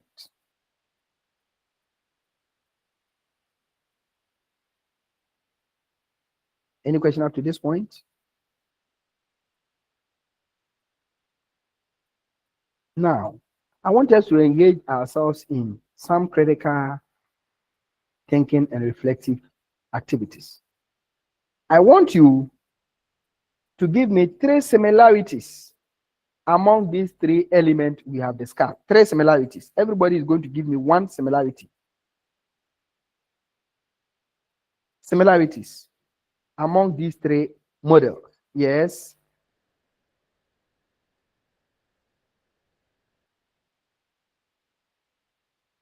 Alice Abba Boyson.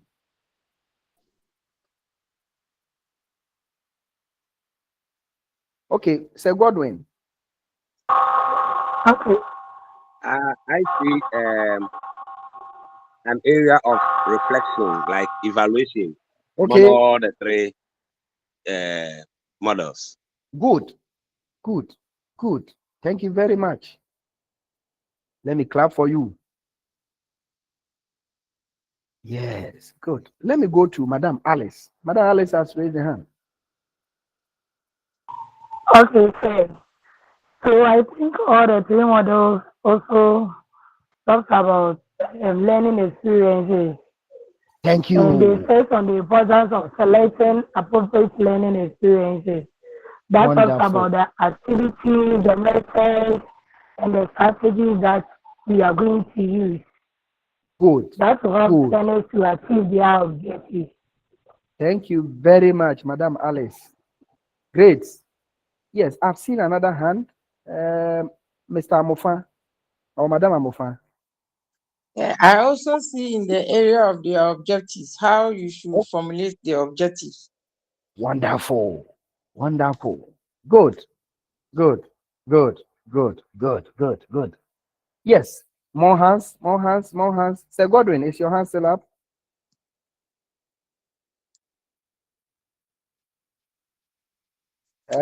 Yes, Madam Alice, again. So I think they all have a logical and a systematic process. The starting point to the ending point. All right. That's great. Madam Mercy. Hello, sir. Yes, I madam. know that they are all aiming at achieving an educational goal. Good. By changing or bringing into the learners behavioral changes. Okay, good. That's wonderful. Now, I want you to mention 3 weaknesses associated with Taba and Tyler's model that Wheeler was able to address.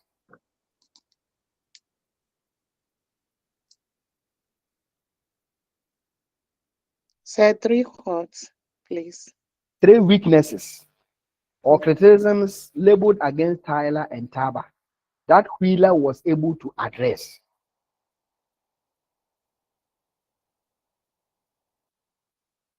Madam Ofa, is your hand up? Yes, sir. Okay. We see that from the case of Taba and the boss, they separated the objectives, the aims, and all of that, making their steps very long. But this guy was able to fuse them into one. Wonderful. Oh God, I didn't know. In fact, if I say I didn't know, I've met such brilliant people that I'm even confused. I don't know what to say again. All my questions are exhausted. Now, yes, I've seen another hand again. Madam Mercy. Okay, sir. The criticisms claim the model is time consuming and no proper interrelation between the various stages. Okay. So this time around, we are looking at the criticisms labeled against Taba and Tyler that Wheeler was able to address. And Madam has mentioned one. Yes, Madam Alice again. Okay, Madam Mercy, thank you for the response. Let me go to Madam Alice. Well, I think Tyler and Taba also treated content and learning experiences as separate stages. But Wheeler combined and integrated it. That's what I think. Good. So the learning experiences. Wheeler combined the two. Good. Yes. More hands. Sir Godwin. I feel Wheeler gave some kind of a concentric approach. From the objective, a cyclical, you have the opportunity to go round it and can come back and address your issue. So Wheeler's model was the cyclical type, whilst Taba and Tyler were the linear type. Okay, good. Linear, making the two models static. Okay. Whilst Wheeler's one made the model a process which gave room for modification and adjustment. I don't know whether we are getting the argument. Yes, sir. Good. Have you forgotten the issue of long-term intentions? I hope you have not forgotten. And Madam Amofa wants to say that one. She only needed a push so that she can remember. So, Madam Amofa, what is it about? Please, which one, sir? The long-term something I mentioned. Long-term educational goals. Yes, so Wheeler, Taba and Tyler's model neglected long-term intentions of education. They all started from objectives. Exactly. But Wheeler started from aims, goals, and objectives. He captured the long-term intentions of education. Yes.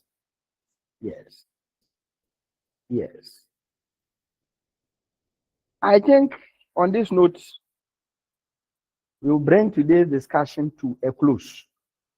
Unless, of course, you have a question to ask. No question. Madam Beatrice, do you have any question to ask me? No, please. All right. So my hello, sir. Please, yes? Is this class recorded? Yes, it's recorded. Because I made a mistake. I joined different platform. Oh, sorry. So I just came here. It has been recorded. In fact, I have a lot of teaching assistants on this page. See them, Nicodemus. You know Nicodemus? Have you heard of Nicodemus? Yes, please. He went to see Jesus in the night, in chambers. But this time around, don't go to their rooms. You call them. Okay, during godly hours. All of them on this page are my teaching assistants. Call any of them and they will explain to you. Yes, Madam Beta. Yeah, Doc. Yes, Madam. Please, just a short information to them. All right. Fundamentals of business. He's having an emergency, so we are likely not to have the class at 5 p.m. I said we are likely. We are likely. So in case he's done with it, maybe we'll get back Some to people you. are even praying that it will not come off. Sunday's network are not good. I can see from their faces and in their hearts that they want to prepare their soups. Some are using polytank to prepare soup plenty, so they don't want interruptions. All right. Any question? If there are no questions, then I would like to bring today's discussion to a close. Don't forget the levels of curriculum planning and development. Don't forget what goes into each of the levels we have discussed. The importance of having a well-developed and planned curriculum. And of course, you can't say you have read curriculum without having knowledge about the models. More importantly, Taba, Tyler, Wheeler. Because many a time, Wheeler's model is used as the prototype for all curriculum discussions. On this note, I want to thank you all for making time to join this afternoon's discussion. More try questions. More try questions? Yes, please. Okay, maybe at another time. Wednesday, God willing, I will try and join. So when I join, I will try and ask you so many questions with respect to what we will discuss. On this note, thank you very much. I am Collins. That's my name. And we shall meet again in the future. Bye-bye. Name you. Thank you, Bye. Go and eat your food there. Okay. No problem. So you are invited. Rice balls or Chris Brown or Fufu. Madam Betty. Madam. Okay. Hello, Madam Beta. Sir Mighty. Is Madam Beta on the online? I don't think so. Select. I think I heard a lady saying she joined a different platform. I have joined different ones some time ago. It looks as if we things are not well structured for us. I also get confused a lot. Sometimes I don't even know the subject, the courses we are running at the moment. So Go to the main. accounting. I'm doing management.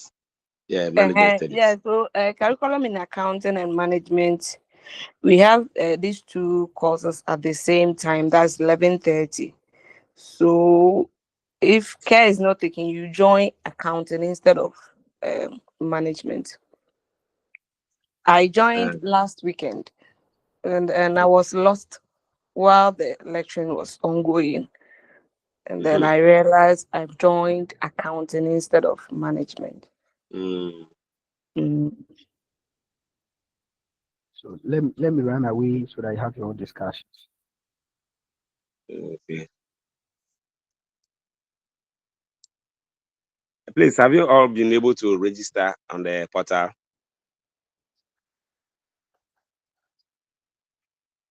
I did.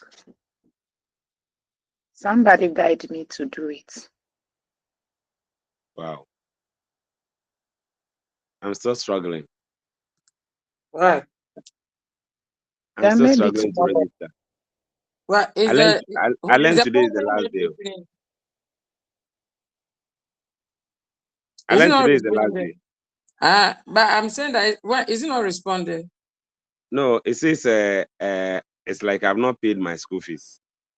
Maybe I have paid the school fees. Then you should have called any of their numbers directly. Okay. Okay. So call from here, just call their numbers directly and tell them the problem you are facing. They will direct you as to how to do it. Okay. All right. Thank you. Oh, you're welcome. Okay, this time we need more questions. So when you come across any of the questions, you put it on page so that we'll be trying our hands on it. That's good. We pray for our rep so that she will be Exactly. she will have the positive environment around her in order to be in our be of help to us by giving us more information towards the quiz and the rest. There's writing of the exam. Mostly they put it on the main pages of the courses. The quiz question. So almost like not about the questions, but whatever the lecturers demand, they put it on the pages for the main courses, like maybe the page for principle for microeconomics and all of that. When you go there, you get bits and pieces of whatever. Okay. Okay, then I'll check. I'm not getting. I'll call you so that you send it to me personally. Yeah, I think was it yesterday? Somebody sent a kind of question. I don't know which page was that. I was just scrolling in the night and I got around it, but I couldn't download it. But I'm sure it's still there. So, At the management page.